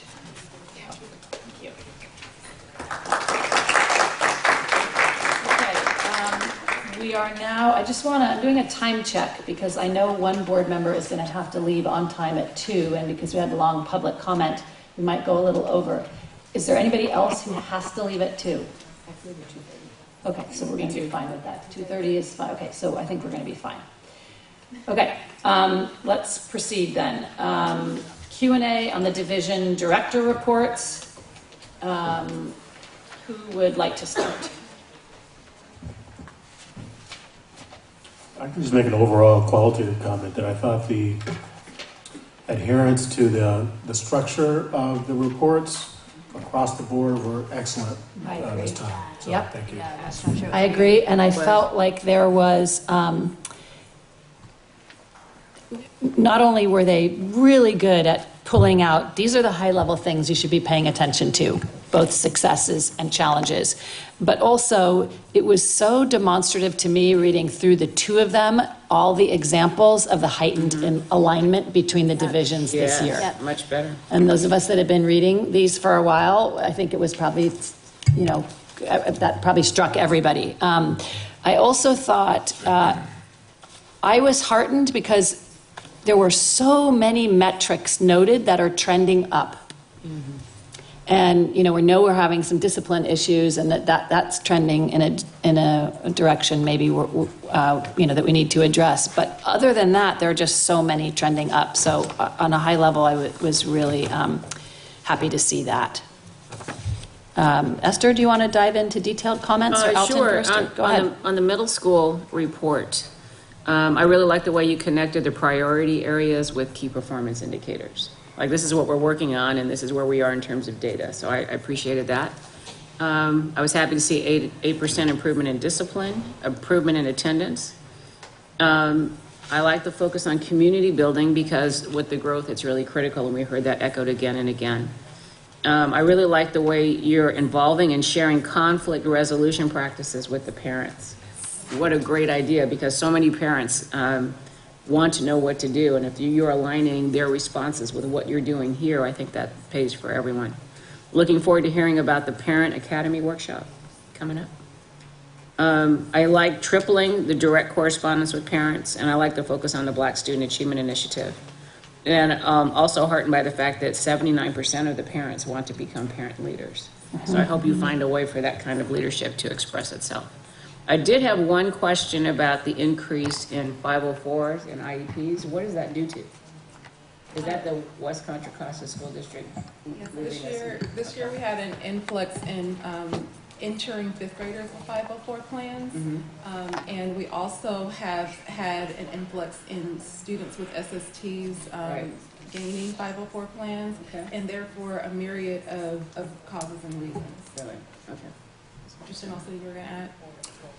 We were told by our new SELPA provider that this would be the case. That given our model where more of the services are delivered here by our own staff, we would see an increase versus maybe in a previous time, the things that they needed or would be identified, they might be served elsewhere within the SELPA, but just not here. And I think we're just getting better at identifying because now we really have to. It's not up to the SELPA, we have to do it. Right. Okay, thank you. I have a lot of wows here. I was really heartened by the student culture and climate survey out of the dean's office at the middle school. I have a question in the first report where when we were citing these 6 key successes, on the last point it says that we're trying to identify all the students who are falling behind academically with below 2.0 cumulative GPA. And then it goes on to say that 198 students have received this formal whatever. And so there I thought, okay, it's 198 students that have below a 2.0, and that's around 30%, because they're around 650, right? But then down below, it says that it's only 155 students. So I'm wondering about the difference between the 155 and the 198. Are some in the 198 at 2.0 and not below 2.0, or what? I'll have to check on that detail. I think what's included here at the last bullet point of the 6 key successes should be parsed out a little differently. This section is including the participation that the deans had in conferencing and plans. I think that number includes students who are both below 2.0 and students who have 504 plans to create the larger number. And the 155 students are students who are specifically below 2.0. Okay. So that's the point of clarity. I'll provide that correction. Okay, great. And then, so this first year of shifting 5th grade to the single subject model, what are you seeing? I mean, we're almost finished, mere days away from finishing a semester. What are you seeing in terms of student achievement with shifting the 5th grade to single subject? Just to remind board members, previously it had been a hybrid model with language, arts, and social studies with one teacher and science and math with another teacher. And now it's just fully single subject like middle school. It has been a challenge making the shift culturally and within the community. 5th grade has typically been more isolated, more elementary. Going single subject has allowed for lots of discipline-based vertical collaboration. It's made scheduling much easier. Teachers have had to dive into content-specific curriculum more deeply. We're able to identify gaps for specific professional development, and it's really impacted the work of Ms. Shelburne and our lead teachers team. I think the student experience has also been different and a challenge, positive too. Students have more classes in the 5th grade. Parents are adjusting from that, coming from a 4th grade self-contained experience. So we're learning a lot, and we see gains, we also see challenges, and I think that if this were to continue, the shift, it's probably take about 3 years for folks to really get nestled into what this process is like. So we're really key to understand how it's, as we go through the rest of this year, how it's affecting student achievement. Because all of the other pieces are fine and important, but the student achievement piece and better preparing them for 6th grade and beyond is really the most important thing for all of us, right? So it will be good to learn more about that. Any other questions on the middle school report? I just had another comment.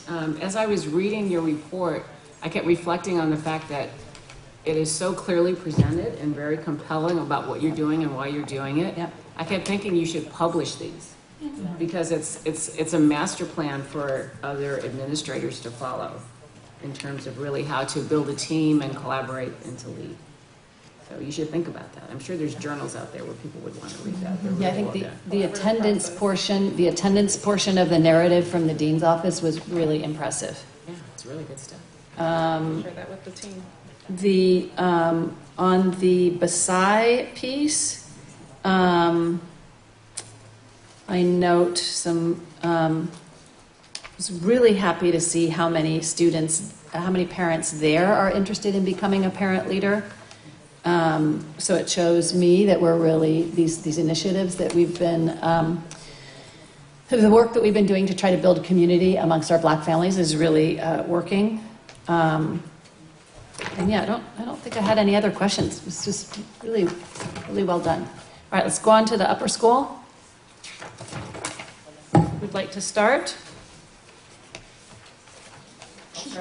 Go ahead. I appreciate the transparency on the impact of vacancies, which we heard over and over again this morning. Yep. I was interested in the attendance because it's largely communicated in percentages. And I'm never clear how many students are we talking about in terms of chronic absentees.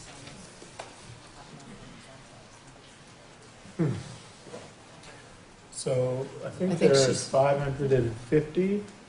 How many in the middle school this year? 616. 616. And so on a given day, maybe that's 25, 30 kids are absent in the middle school, which is probably less than 5% or so. And probably of that, 20, 25 kids, 30 kids, there's a small subset of kids, it's maybe 5 to 7, sometimes more, who are showing up on our radar as persistently absent for different reasons. So 5 to 7 students? I think so. I mean, I'm giving you estimates. I'd have to go and look, but our registrar has very detailed I'm accounting sure. of, and our deans now have different protocols around how to follow up with all these families when that's an issue.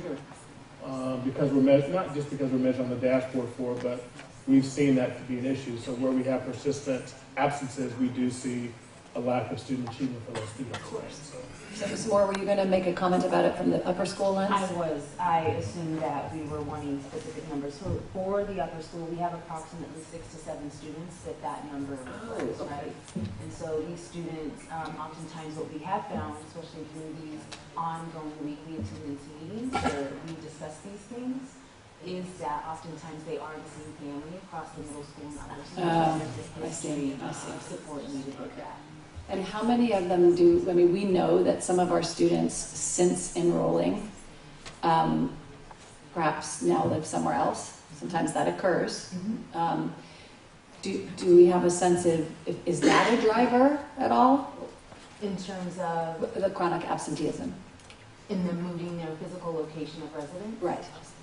Sometimes it tracks to that, yes. right? So not so much. What we're actually seeing with our students who are defined as being chronically absent is either one, just chronic illness, at least reported, that is reported, right?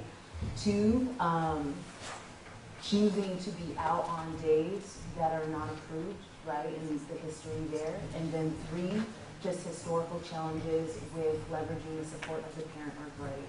And so we are working intensively on targeted intervention for those families. There are proactive meetings that happen throughout the year because we've identified those families, and we know that through the powerful communication between the divisions, and it continues to be an issue. I also know that historically, some of those students are suffering from depression, yes, whether diagnosed or undiagnosed, and so the parents lack an ability to know how to get the kids out into school when they're not being treated for the depression. Yeah. Okay, thank you. I continue to be so perplexed by the field trip situation because, I mean, who doesn't want to go on a field trip? And when we were talking to our college graduate and almost college graduates, they were talking about getting outside of the school and doing things. So I'm wondering, like, are our field trips properly engaging? I mean, is it that we have field trips that the kids are like, I don't want to do that? Or I know that we have thoughtful teachers and thoughtful leaders who think about this, but what's going on there besides the student just telling their parent, like, I don't have to go today, it's a field trip and it's optional? Which there's always going to be a kid or two who does that, but are you confident that the field trips that are scheduled are really engaging for the kids? That's a great question. So there are 2, I want to respond to this twofold. One on behalf of the student perception, and then 2 in terms of the communication and marketing. Priscilla, I'm happy to speak on behalf of the teacher piece, just cue me in. And so for students, I can confirm, I know that there are ample ways that our field trips and study trips specifically are being communicated. We leverage advisors, we leverage phone call outreach, the permission slip form. However, my sense from the students, right, my lens as the dean of students, is that a lot of these field trips are pre-planned because of the content, and, right, there are more opportunities to generate student buy-in, specifically by surveying them, things like that. We're asking them specifically, what is their interest, what is their tie to that content, why did they choose to take this class, right, aside from the APG required courses, of course. And then really tapping into some of our local resources. I know that our teachers and faculty are doing that. I know they're having these discussions, and I also want to be frank in saying we historically have struggled with what we as adults consider to be really engaging field trips on a larger scale, not just study trips as well. Do we engage cross-subject when we're planning those? Because I actually remember from my experience in school, sometimes having challenges, you'd have a history field trip that was never communicated and have a math exam that same day. And you're now forced to make this decision of like, wanting to do something really cool, but like, am I going to get in trouble on the other hand? And so is there actual like coordination at that level? Okay. Yes, Well, and they're just staying home. I mean, to be clear, Jess, it's not just attendance on the field trip. Sure. It's when it's the field trip, they don't come at all. Yeah. Fair point. Yeah, great point. They're choosing not to come. Do the field trips cost anything to the kids? I mean, do they have any additional burden in case they go to... No. One last idea. Have you guys, do you guys have like the parents come at the beginning of the school year, like back to school night? Since a lot of these are pre-planned, I wonder if teasing some of them with the parents, I'm sure this is also communicated with parents, but teasing it early, just so that the parents are like, oh yeah, when's that thing? Like, they can't I be heard snowed, they right? kind of then generally know. Just because I know you guys are so thoughtfully planning ahead in many ways, like being able to leverage that for the parents that are showing up and are engaged. It's a great suggestion, thank you. Yeah. Are parents informed about their absence for the field trips? I assume they are, if they don't show up on a field trip. Yes, so what we do, which is standardized across the academy, is when a student is absent from any class, they do get notification from our automated calls from our registrar's office. So our parent, guardian families are informed if the student is not present at the school day. But like, is there I guess a special, communication to them that, they should be coming to the field trips as if in a regular school day? And there was or are there maybe a subgroup of students who kind of tend to do this more, which is not showing up to field trip days? Yes, so in regards to the marketing, absolutely yes. Our teachers and our advisors are extremely proactive when they are facilitating that outreach, communicating that there's a field trip or a study trip occurring. I'm letting them know, regardless if it is your personal preference or you are personally interested in this, right, to be frank, it is an expectation that you are present because this is a school day. So that explicit messaging does occur, yes. There are also ATMs that go out. They started that this year as part of their alignment across the academy, that they send out an ATM that says, like, this is why important, attendance matters tomorrow. And I know in particular for the 5th grade team, we get remind alerts that there's a field trip the next day, the students need to be here. So still some work to do there. I think surveying the students and trying to be proactive to set up ahead based on some things they actually indicated they wanted. Yes. Maybe it helps. Or just give them extra credit for going. Yeah, seriously. I always used to get, when I was like it's 10 homework get points. extra credit. I don't know. So you tell them if you're, are you sitting on the fence between a B+ and an A- if you come on the field trip? Extra credit. I will say our faculty and staff oftentimes will tie an assignment directly to it because it is a mandatory school day. That doesn't sound like fun. Yeah. Like Yeah. Extra credit has its own, cachet. Okay. All right, great. Thank you so much. Thanks for answering some questions. Thank you. Any other questions on the division reports?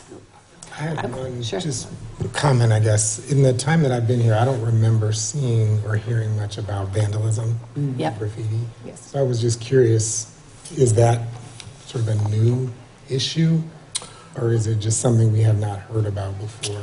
Yeah, I don't think, So under the radar. I think it's always happened. I don't think it's happened at this scale and with this frequency so close together.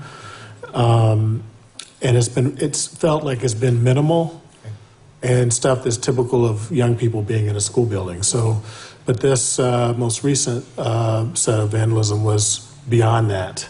And so that's why I think it's come to a lot of people's attention. And the deans, to their credit, shared this with the parents at a parent meeting with pictures. And I think for the parents, they responded the way you did. Like, we've never seen or heard this before. And so I think it caused, while it was educative, it was also alarming because I just felt like this is not our culture. What's happening here? Especially in the brand new school, right? I think it feels particularly upsetting. Yeah. Right? Because it's almost like a,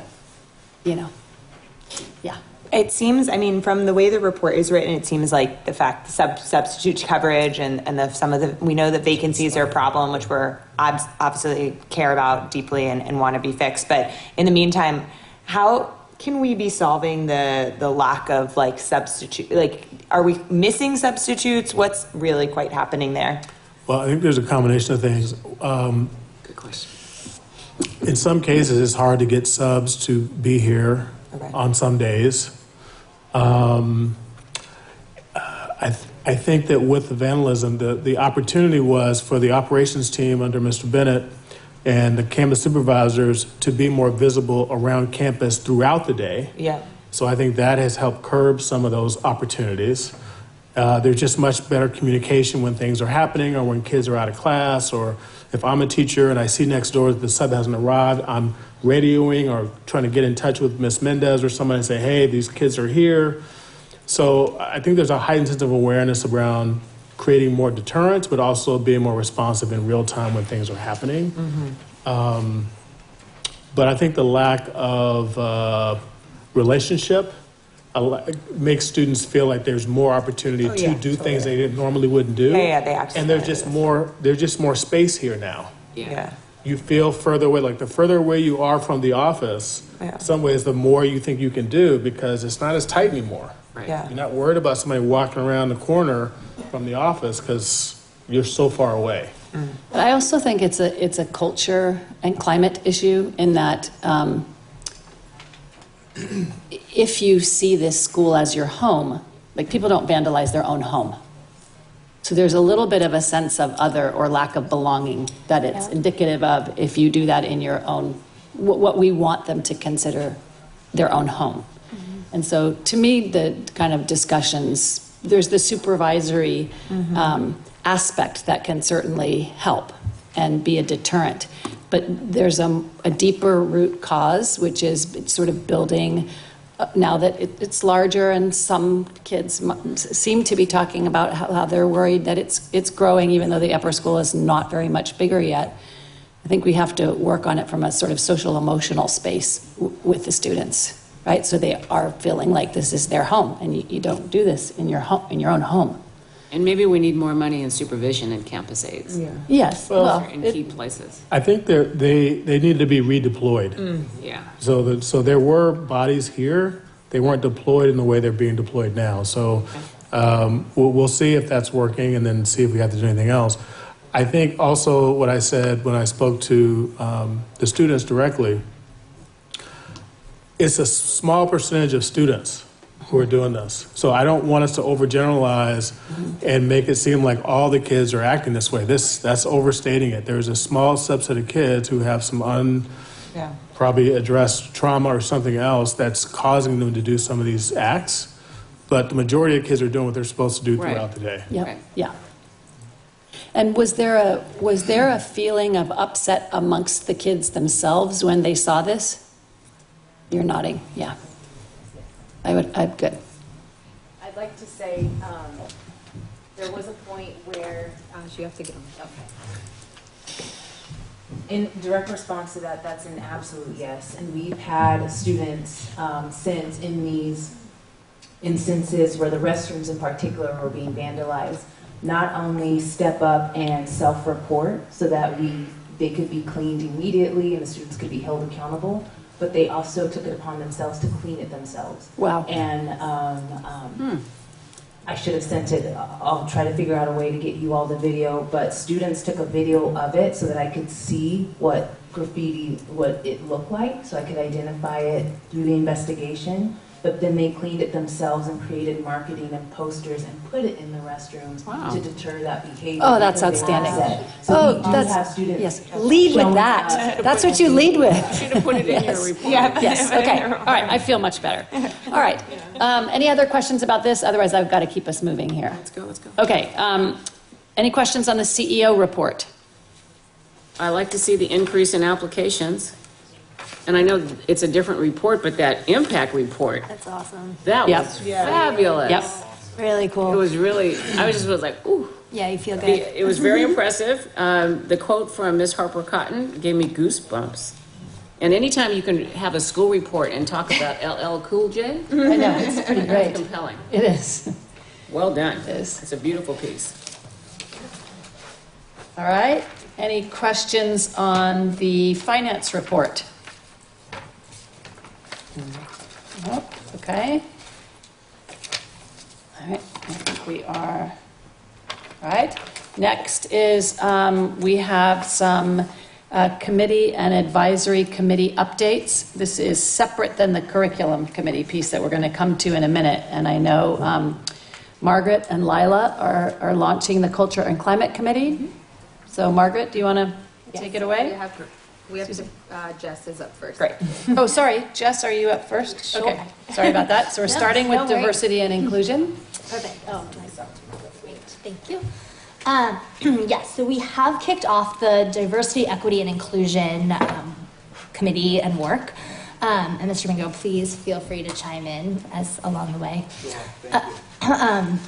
And so it's been exciting to first, I think this is the first time I've been here to reshare too. We wanted to kind of rebrand the initiative. We've been calling it D&I, but really felt within the group passionate and strong that it's really diversity, equity, and inclusion. We spent quite a bit of time, what do each of these words mean, and really wanting to emphasize that equity is a really big part of people feeling, living, and owning it. And so we have taken it upon ourselves to now diversity, equity, and inclusion as the overall committee in focus. And so with that, we have, the team has met a couple times and have, going? Keep clicking. Great. Okay, lots of, all good. Wanting to share today mostly just kind of status and planning and process of how the team has kicked off and what we intend to do. Great, so we kicked off with first wanting to really do a baseline just assessment. Where is Making Waves as a whole right now on D&E&I so that we can then identify what are the areas we want to work on, as well as recognize what might be going really well and how do we leverage that as well.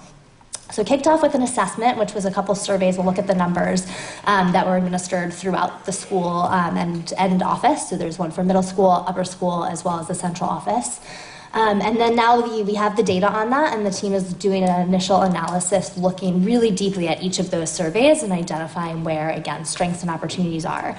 So we kicked off a little bit in our last meeting, and then we'll continue to look at some of these surveys. We got tons of information and data and really wanted to we had a conversation, do we want to come to the board back with some quick data and then take a jump, but really felt strongly about looking at it appropriately and really understanding and doing it right so that we're not just making fast, quick decisions. So admittedly, we are taking our time reviewing through all of this, and we'll continue with the analysis when we come back in January and February, and then with that really set out for what are the changes, what are the areas we want to go focus on, as well as how are we going to do that. So in this pre-implementation phase, really talking a bunch about what is, we anticipate there's probably a handful of different opportunities and issues we want to tackle.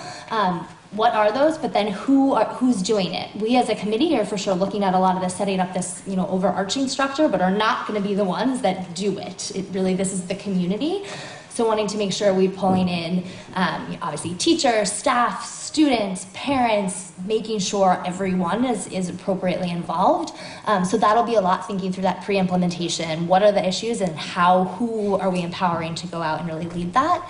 And have all that stuff in place really by the end of the school year so we can start then really, if there's things we can do over summer with PDs or different student engagements, and then really come back in the new school year in earnest, like focused, ready to go. And so then implement through next school year and then do revisit obviously with a post-assessment. I imagine we will do different, touch points along the way to see how things are going and feeling, not just, go and run with something for 12 months, but that idea that really there'll be a good amount of time to take action. So hopefully we see and feel change at the end.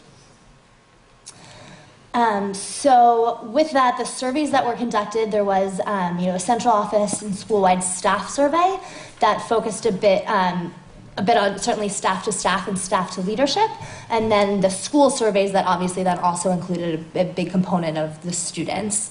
And it was cool, we wanting to share kind of what the engagement has been, because I think in past surveys, I know a lot of us on the board have been like, well, even just this earlier conversation, are what we're hearing really representative of the overall, school and community, or is it just a handful of folks? But I think we got pretty good, overall 60 to 80% response. I think we have to be pretty happy with that or acknowledge that that's probably pretty representative. Of course, that's not, 100. Could we wish some areas would be higher? Yes, but I think at least to start, feels pretty good. And And so, yeah, so this is just a little bit deeper where we are. So looking through the data, understanding the trends, and really the areas we want to focus on, we'll, as a committee, complete that, wrap that up in in January when we come back, and then start this kind of pre-implementation. Who else do we need to make sure we're pulling in? Obviously engaging with teachers, students, parents, they mentioned, along the way.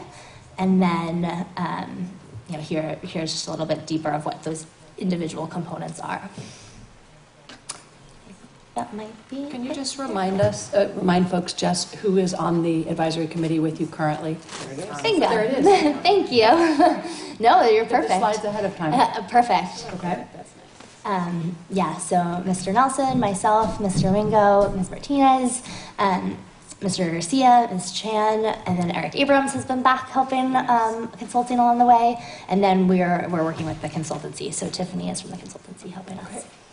That's great. Will any of this be represented in the WASC report? It should be. It's going to be reflected in the WASC report somewhere? Add that to the chapter. Yes. The short chapters. Evidence. Yeah, as evidence. Thanks for the wink. Yes. Okay. Excellent. Mr. Nelson, Mr. Mingo, anything else to add as I ran through this quickly? I want to make sure. No, I thought that was a great summary. Thank you. Cool. Awesome. Okay. There's nothing from finance except what we'll talk about later. Are we ready for culture and climate now? Is that up next? Okay. Okay, so I think we briefly spoke about this at the last board meeting, but as of this meeting, I think we're kind of officially kicking off the Culture and Climate Advisory Committee. And so we've drafted up a preview of what we think the goal of the committee will be doing and some of the key tasks that we're going to be embarking upon. But I think a lot of the next steps between now and the next board meeting will be confirming that. And so think of this as a draft, but these are some of the things we're just hoping to achieve. So the purpose of the committee is going to be to, help to MWA drive college preparatory student outcomes, again, anchoring on our student outcomes, by building a positive, safe, collaborative, and pointing to the DEI effort, inclusive culture and climate, continuing to strive for excellence for our whole community, so students, staff, and families. The committee members haven't been finalized, but we're hoping there are 2 board members, myself and Lila. We've got Liz Martinez will be working with us.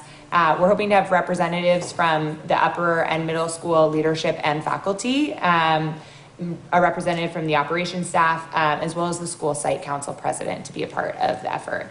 And then we also will probably engage with folks in targeted subcommittees based on activities that we're working on. For example, we're going to be rethinking what the staff survey looks like, how that process runs, and making sure that it's most effective for the culture and climate at the school. And so we'll engage kind of a subcommittee to be working on that effort more closely. So, okay, so these are some of the kind of key activities that we're hoping to go through, which hopefully can be read a little bit. But I think we're hoping that the first phase of the effort here will be a lot around defining what is the culture of Making Waves Academy and what do we expect the outcomes to be. So part of that will be doing case studies on how other organizations have excellent culture, what that looks like, to take a step away from just how Making Waves does things today and anchor us in what excellent culture looks like. Get feedback from the community on how they would define the culture here, what the critical tenets of that would be. Work to define what an aligned culture looks like. We know that the middle school and the upper school sometimes can feel quite different, and so thinking about what that overarching, while allowing for them to be different because they serve different students at different stages, also recognizing what are the overall tenets that will align the culture across our organization, and kind of define what our goals will be for the year. A big piece of what we'll be doing, particularly early in the phases, will be just listening to staff, students, and family stakeholders. So we've already been doing this work with some staff lunches that we've hosted both at the upper school and the middle school through the fall. We'll continue doing those next spring.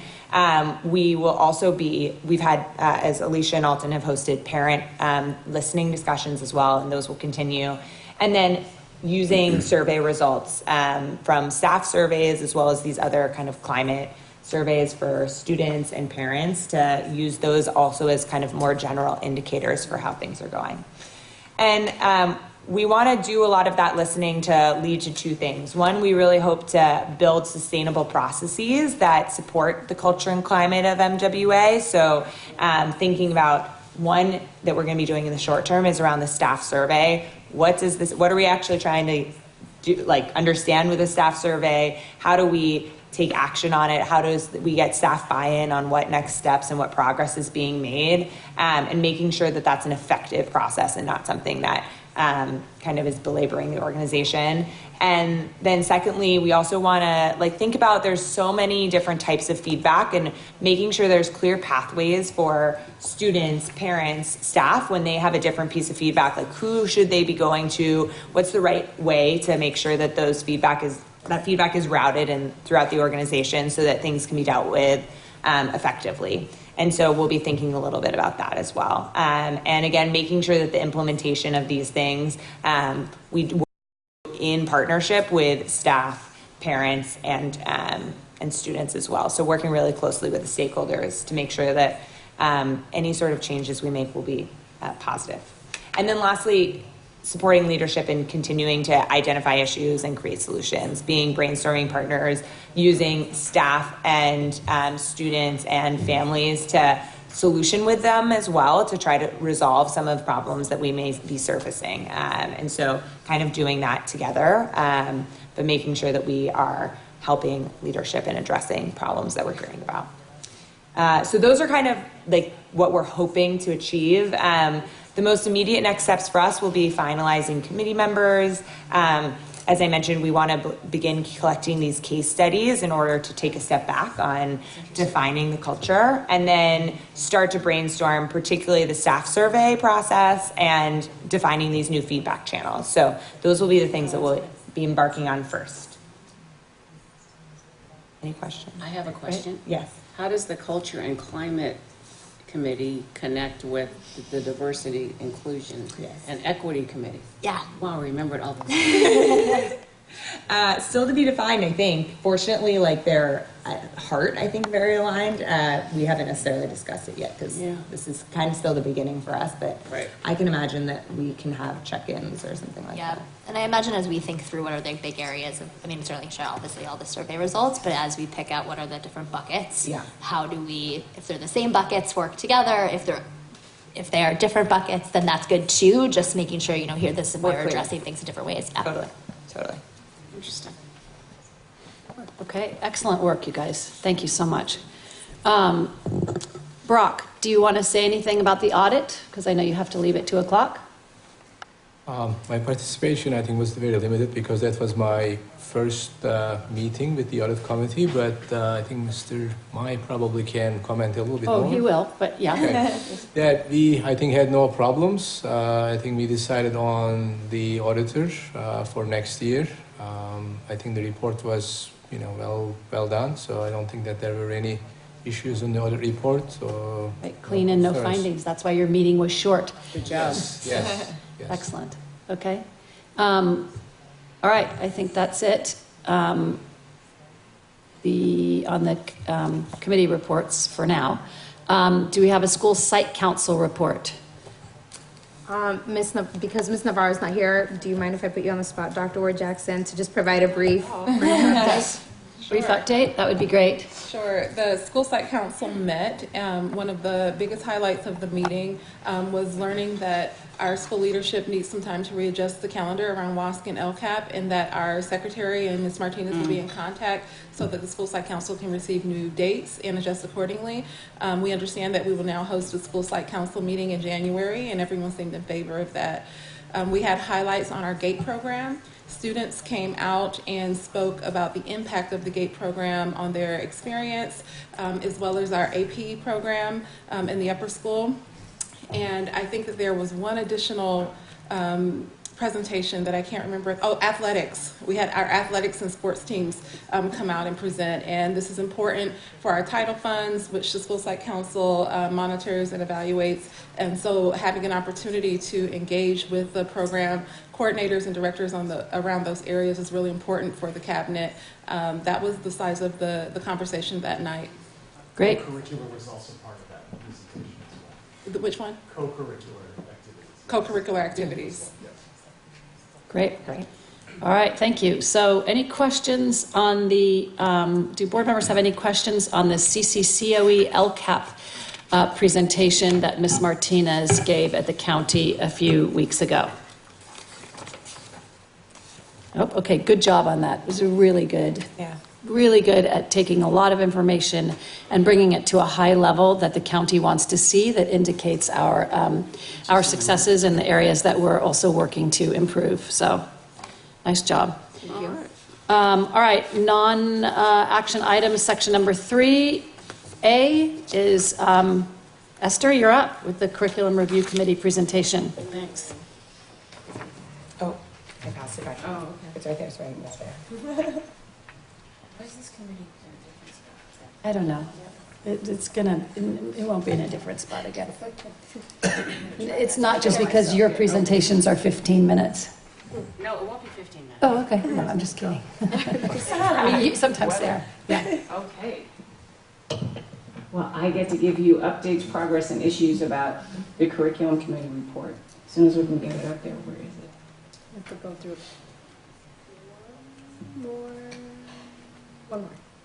There you go. There we go. Those are our graduates right there. I just want to say how much I value my involvement and a chance to influence curricular choices. It really is an honor for me and a passion for me, so I appreciate being able to do that, because you'll hear why in just a few minutes. So here are the topics I'm going to cover, 7 items in 10 minutes. Given the time and all the listening that we've done today, mostly focusing on alignment, which I'm sure you've heard is certainly a theme today, talking about accomplishments and progress we've made in terms of curriculum, but also some barriers and issues we're facing, which will echo many of the comments that we've heard throughout the entire day. So I think curriculum should be everyone's passion, just because it's the most important factor in terms of getting students into college and facilitating their success in college. I always like to include this slide for Daryl because he says it's his favorite. The whole idea about curriculum is research-based. You'll see it's the number 2 item. This research shows that schools that focus on these 4 critical areas in terms of getting students ready for college eliminate differences in achievement between low-income students and high-income students. So you'll see that curriculum is the number 2 item. The first one is creating aspiration about college and understanding the doors it opens, which Mr. Siatno also addressed in his report. Courses and instruction, testing is part of the process, and then submitting applications. So this is really the whole process, and this is really what we talk about in those meetings. And you may be wondering, who is talking in those meetings? Who is engaging in these rich and exciting discussions? We have Dr. Ward Jackson, we have Mr. Nelson, and we have, of course, Elizabeth Martinez, also heading up so many other initiatives. Who else is at the table? You see, went too fast. You'll see Ms. Caitlin Shelburne representing the middle school, Ms. Priscilla Mendez, the upper school, and Mr. Siapno, always GQ worthy, and never take a bad photo, our director of college counseling. Oh my gosh, he was on TV. We should have actually looped it up for this. In February, we're going to loop up your What did you do? Oh, he gave a great interview about college readiness and college access and college success. Bay Area Focus. On the Bay Area Focus program. We are. We, the foundation board, was saying you were like a star. Who knew? You had another career. It is, look at that. It was really good. She's just so charismatic. It was really good. Shocking. Okay, relentless charisma. Okay, and then who else is at the table representing your voice, board members, Alicia and myself, who joyfully engage in hundreds of pages of readings, questions prior to the meeting. It's fabulous, really. If you want to find a great committee to be on, this is the one. So the big idea is alignment. This clicker is Not my clicker. okay. With an eye on college and IT's career preparation. You've already heard in many cases we're effectively aligning instructional practices across schools with the idea of making our Making Wave students irresistible to colleges. And you see that's that's happening in great measure. So it's all about connecting the dots for us with strategies, using systems, approaches that are consistent. Not two systems, but one continuous system between middle school and high school. So we are not working in silos of excellence. We're not just doing our own thing individually. We're doing it together. It is all designed with the student in mind. So we're working on also professional development. So to what extent are we connecting those dots? So those are the big ideas that we have, but we also talk about issues and areas of concern and some of the challenges we are experiencing in terms of pulling these pieces together. We talk about new teacher training, the fact that we're not fully staffed, we've got lots of vacancies, we suffered from mid-year departures, we're all adjusting to the new space and trying to keep our sense of community as being very, very important. So those are the issues we talked about. And even though they're not specifically curricular, they do impact how we deliver the curriculum. The vacancies, I'd say, was the headliner for the day. You can see this is a listing of all the places, all the areas in which we have vacancies. So we're missing teachers in this area. On the positive side, the middle school has 15 teachers who have been here for 5 or more years. So we have wonderful continuity of service with our middle schools. And the number of teachers who are getting advanced education, additional credentialing, passing national boards, some even are pursuing doctorates, those numbers are growing. So those are some of the big issues we talked about, and I'll get into alignment, but I first wanted to also highlight the growth in our advanced placement program. The College Board Advanced Placement Program, as you know, students take college level coursework while they're in high school. If they pass the exam, they are awarded college credit. I think when we started, Alicia, there were only like maybe 1 or 2 AP courses at most, and now we're up to 7 in a short period of time. So I think that bears noting and is really a wonderful accomplishment. When we had our last WASC visit, they recommended that we offer differentiated instruction for all levels, but particularly we were lacking a GATE, Gifted and Talented Education Program, and that also has had, under Dr. Ward Jackson's leadership, tremendous growth as well. Last year there were 10 7th graders. This year we have 20 identified. Last year there were 8 8th graders, and this year there are 12. With the inclusion of the 6th graders, we now have a total of 48 students, which is really deserving of mention and really another great accomplishment. So I am so grateful to Ms. Delaplane, who explained to you and demonstrated the teaching and learning cycle. She's already gone over that, but this is the heart of the professional development that we're pursuing across disciplines. It's standard-based. It's really like a scientific approach, but it's delivered in a humanistic and engaging way. So that's the teaching and learning cycle. So we're inspiring across both schools. Teachers are working on standards, and especially in mathematics, they're doing that. So the professional development is aligned, middle school and upper school together. YAG, I had to have that explained to me. That's year at a glance, and apparently it's really exciting. They're all really excited to be working from the same documents. So great. So, and they're also spending time on maintaining, the priority is maintaining the Making Waves Academy culture while doing all of these things. The peer observations, which were previously mentioned, that's a tool to improve the instruction. 95% of the faculty thought it was a useful practice. And the big question, as Ms. Shelburne indicated, did your reteach work? Mr. Nelson challenged us to go deeper with another question about analyzing the observation's impact on student achievement, to further connect those dots to show that it's truly working. So any questions so far on the new curriculum, AP and GATE, the teaching learning cycle? Okay, so now we'll go to my favorite part, not really. Teaching and learning is great. Mr. Siapno's report where he talked about dreams and aspirations, and aspiration was one of the pipeline steps. He talked about that, the importance of that. We talked about the need for more college-educated workforce and making sure we're optimizing the A to G courses. We also spent a lot of time on the Bell schedule, which I will not go into this afternoon. We talked about the importance of providing safety nets. So if students aren't mastering the curriculum at the very beginning, what is the safety net? And that has been the Marlin Hour, which we're doing 4 times weekly, up from twice a week. And the scheduling change also impacts all of that. We have 4 days of 90-minute blocks, up from 2 days.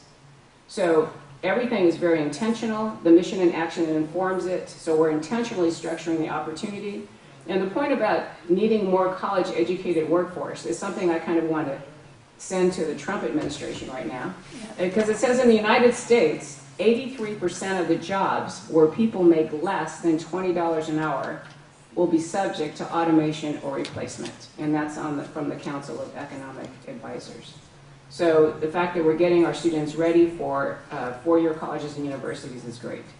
I always like to remind everyone of what the University of California and Cal State University A to G curriculum.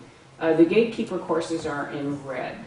Those are the courses that students have the hardest time with. I'm so happy that our graduation requirements are aligned with the A to G requirements. That's fantastic. And as a result, we have very strong outcomes in terms of achieving eligibility. Our University of California eligibility is at a 3-year high. Our Cal State University eligibility is exceeding expectation by 15%.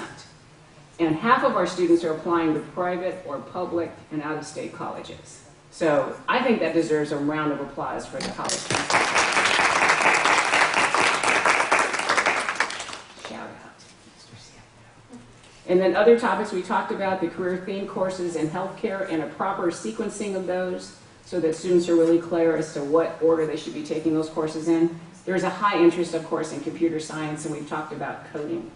There's a lot of interest in that. And we heard our student today at Bakersfield, yes, Mario, talk about, I wish I had more coding. So that's in the wings coming on. Alicia always makes a very dramatic pitch about fine and performing arts teachers. I have a quote from her. It says, to be a high school without music is sad. So we're trying to work the kinks out of that. Coming attractions. So at the end of our meeting, we always talk about what else do we want to talk about, because, you know, a 4-hour meeting on curriculum is just not enough. So there were like a dozen recommendations about what we wanted to focus on next. So I grouped them into 3 areas: systems, data and outcomes, and future focus. So in terms of systems, more communication to parents on online courses and what's happening with that. And we heard that today. Redefining the course sequencing for healthcare and CTE pathway. And we didn't even have CTE at the last WASC accreditation, so that again is a huge growth area for us. Or when Demario and Adelina were here. Right. So, yeah. It's consistency in the use of the Marlin Hour, finalizing the bell schedule. I'm not counting up the minutes, somebody else can do that. Maybe Ms. Delaplane can do that on her day off. Monitoring the progress of the math task force and reporting to the Making Waves Academy board. In terms of data and outcomes, these are things we'll be talking about. Sharing the A to G completion rates for the local public school districts, because ours are so much better. Outcome information on how peer observation impacts student achievement, especially in math. That was Mr. Nelson's. And promoting the A to G completion rates for Making Waves Academy grads. So you all saw that announcement that Mr. Nelson forwarded to us. So the public needs to know about that. Okay, and in terms of future. Okay, so when I do my report, I try to put an image in that, because then you remember those things. So I Googled, in my Google Images, future, and this man's face came up over and over again. I figured a few students in the audience would recognize him. He's a rapper from Atlanta. Have you seen Future before? Okay, I see young people laughing. This is good. Okay. So Alicia challenged the instructional directors to check out Spanish for native speakers in other schools, to try to find an option for that 4th year of math and music. And I asked about, let's expand concurrent enrollment in community colleges, because students can get exposed to the different kinds of courses that one of our student speakers was talking about this morning.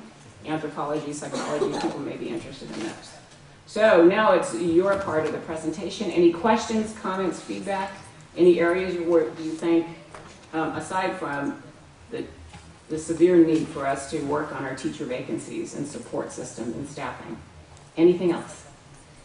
So your reports are always good, but this is next level. Oh, The graphics and this was really excellent. Well done. I made the back row laugh about feature. No, this was because it's a very, I mean, she jokes about the length of the meeting, but they're very long and we talk about a lot of different things and it's quite a feat to take that and put this in 10 minutes.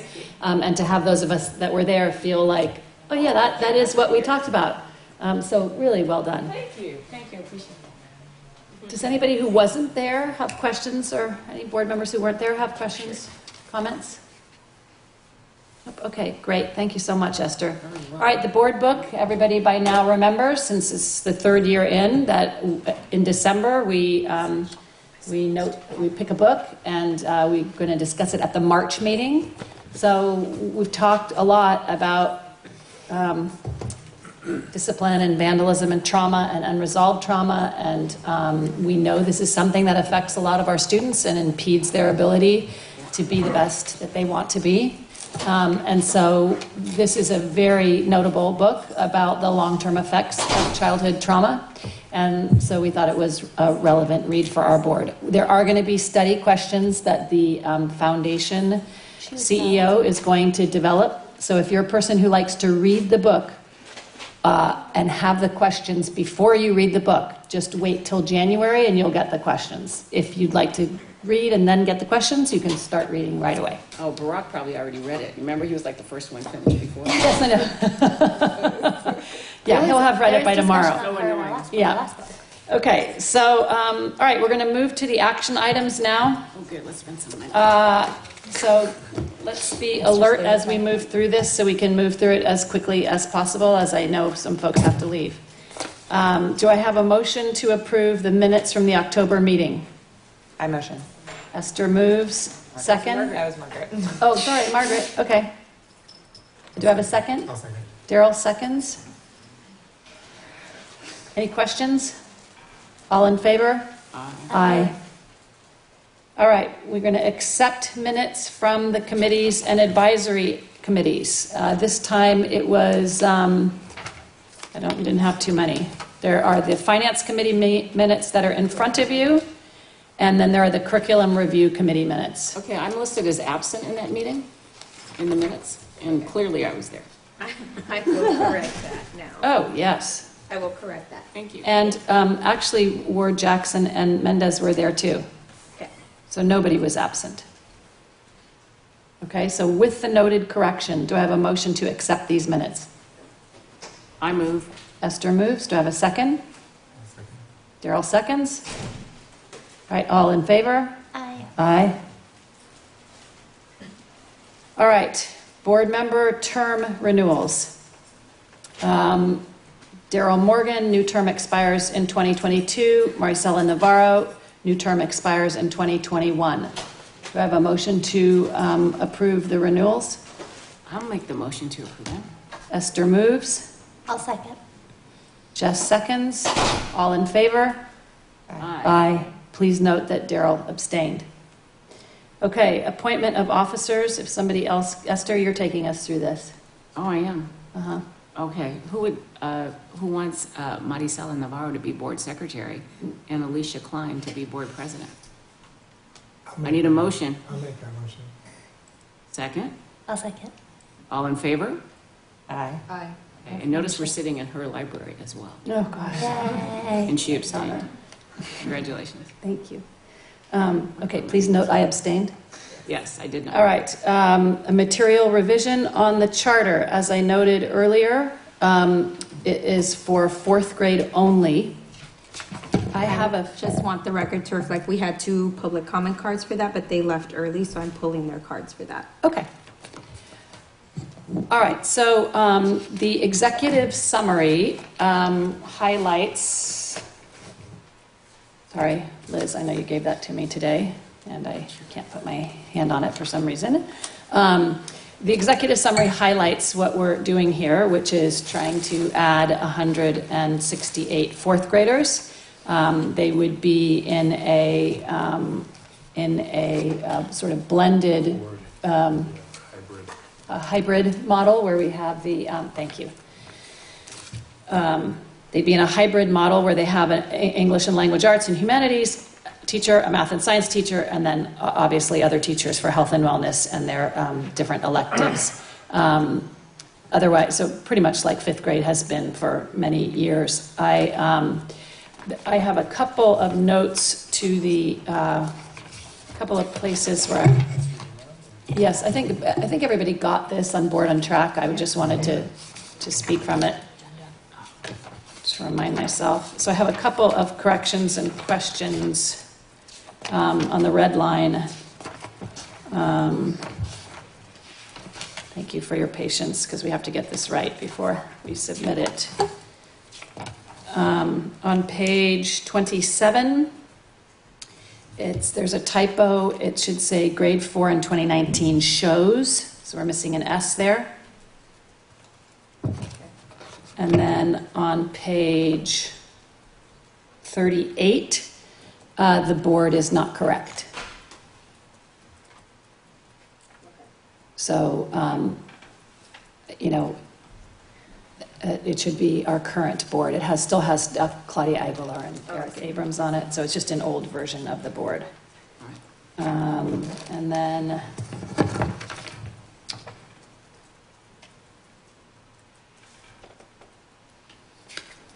I think that's it. Yep, that's it.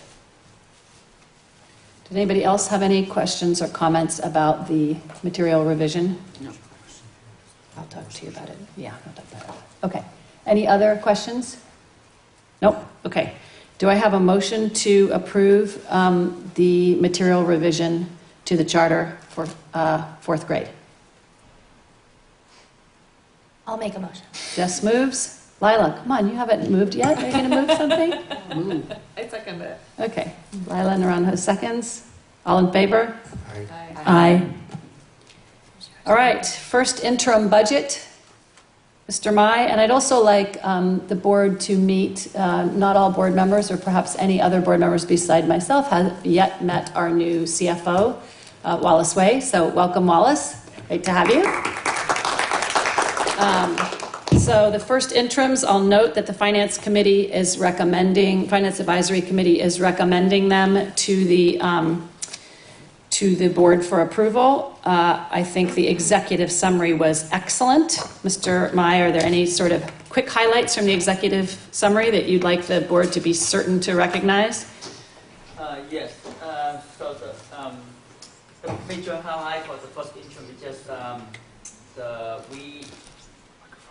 for the middle school we are not able to hire a nurse, so we contracted out, but we positioned so we cannot hire that. So we have budgeted it. Mr. Mai, sorry to interrupt you. Can you come here so that you can be heard on the recording that we're going to post? Thank you. Great, thank you. So the highlight for the first interim is we contract out for the nurse position. We budget for the salary, but we can able to hire the position, so we just move from salaries line to contract service line. And also the another one is we contract for the psychologist to support the high school student needed in high school student. Another thing is the special ed. Last year that West Point Coastal Unified School District provide special ed, and they charge us another additional fee to support from last year to bill us with this year. That's another increase in the first interim. And the majority, the salary this is low because we are unable to fill all the vacant positions we have. And for the central office, the central office just we reduced this about $500,000 because of the unfilled position, also the vacant position we have. So that's all we have. Okay, thank you very much. Any questions on the first interims? No. Do I have a motion to approve? Daryl moves. Do I have a second? I'll second. Oh, Margaret seconds. All in favor? Aye. All right. The audit was clean, as usual. Excellent work to our finance department. Any questions about the audit? Okay. Do I have a motion to approve the audit? I move. Lila moves. I'll second. Esther seconds. All in favor? Aye. Do I have a motion to approve the vendor invoices from August to October with a total fiscal impact of $2,847,825? Daryl moves. Do I have a second? I'll second. Esther seconds. All in favor? Aye. Aye. All right, we need to submit an attendance waiver for the day that we had to close school because of the poor air quality. Do I have a motion to approve the Form J13 waiver? I'll do it. Margaret moves. Do I have a second? I'll second. Jess seconds. All in favor? Aye. PG&E should pay for it. Yeah. Now we have an additional, as Mr. Mai mentioned, an additional contract with the Fruget Psychological Associates. This is specifically additional monies going to address some of the psychological trauma and issues we're facing at the upper school that came up in various ways throughout the day. So the fiscal impact, and I thought Dr. Sean Fruget did a great job in explaining in his letter to us why this is so desperately needed, and we're very lucky to have funding to support this and a commitment to support these kinds of things. So the fiscal impact is $98,280. Any questions about this contract? Do I have a motion to approve?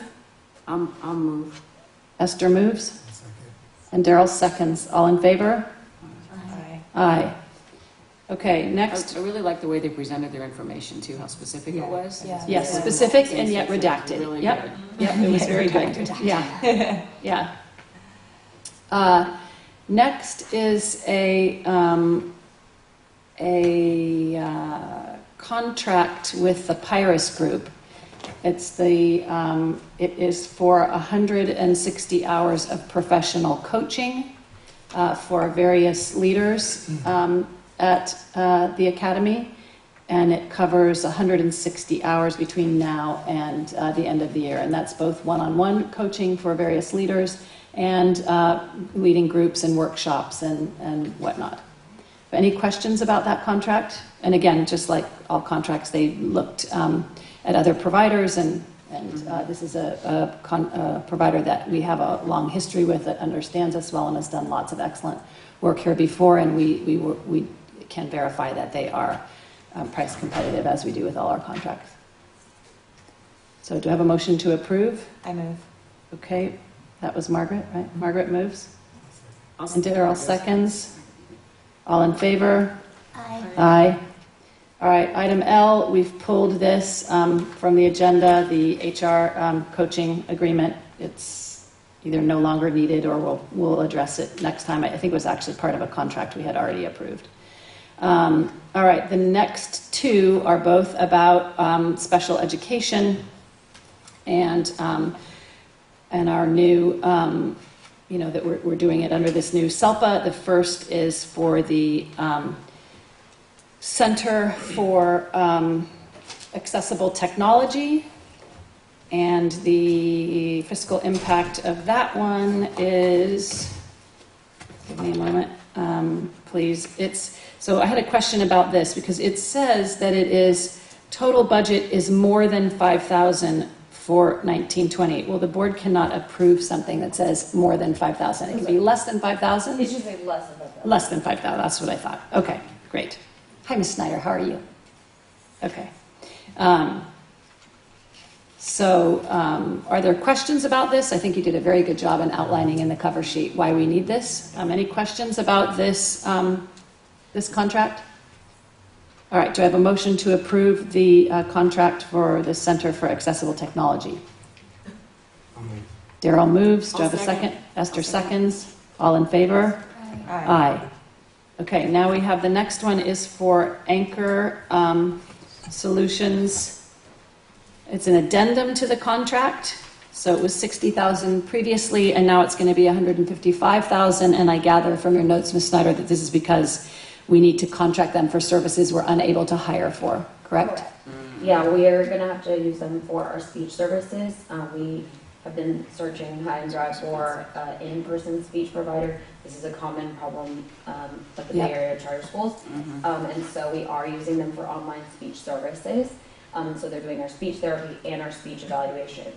There's also an increase in the cost because we've just seen a huge increase in the number of requests for evaluations for special ed. Right. Just for context, since 2016, we've seen a 550% increase in basically primarily parent requests for evaluations for special education. Those are very costly.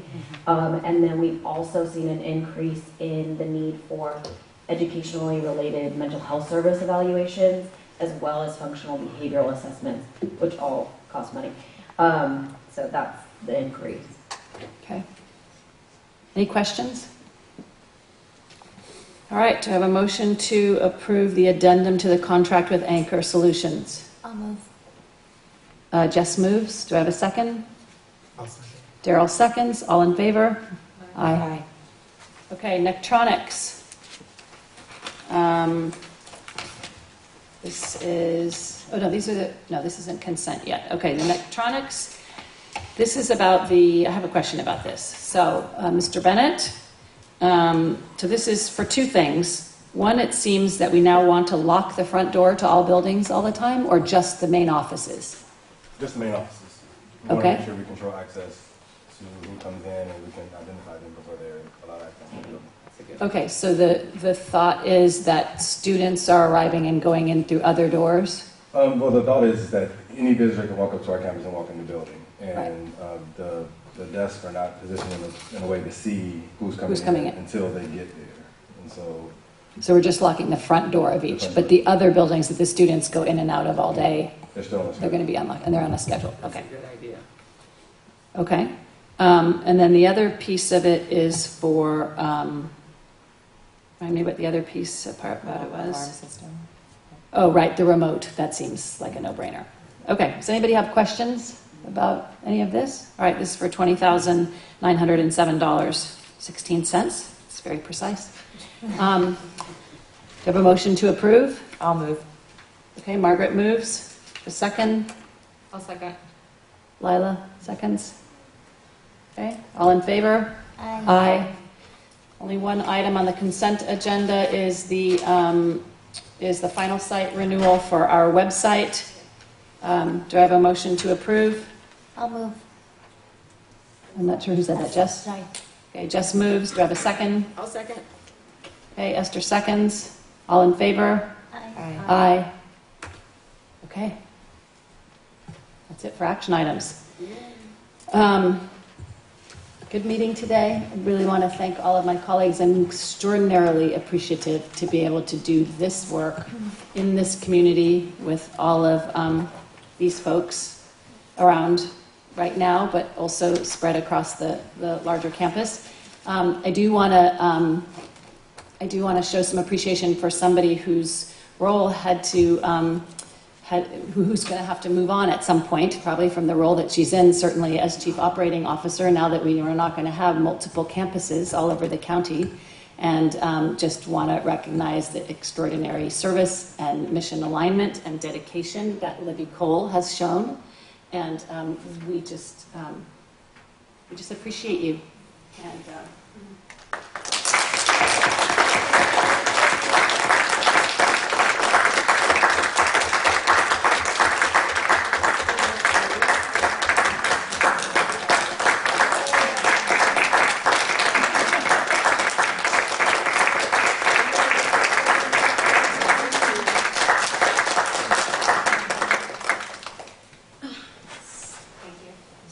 on the theme of just modeling sort of excellence for our students and our community, it's not everyone that can model with such grace this kind of situation, and we really appreciate that about you too. So, all right, open to my colleagues. Anybody have any other comments that they would like to make in appreciation or thoughts? Or I would like to say how much I appreciate the parents coming and expressing themselves today. I love it that you altered the agenda so that we could hear from them. And I was really touched by the fact that many of the things that we're working on in terms of diversity, culture and climate, curriculum are the exact things that they are also concerned with. Yep. So I just wanted to say that was wonderful because the work has to be done in a partnership. Mm-hmm. And then I also want to say I'm so always impressed and inspired by the leadership, by the staff, by the faculty, the students. It makes me very happy to be and very fulfilled to be connected with Making Waves Academy. It's a very special place. I loved the 12th wave today. Sorry, for me that was the highlight, maybe because I know them both, but it's just fantastic to see then how they become adults out in the world and the kind of impact that they're going to make and the sort of self-confidence that they have because of their journey. And that's really what the work is all about, right? Creating people like that who are going to lead this country forward. That's you 4 years from now, young. Yes, that's you. We'll be calling on you too. And you'll figure out how to use the TV part, the video part of it, so we can actually see you too, right? All right. All right, thanks everybody. Really appreciate it. Okay.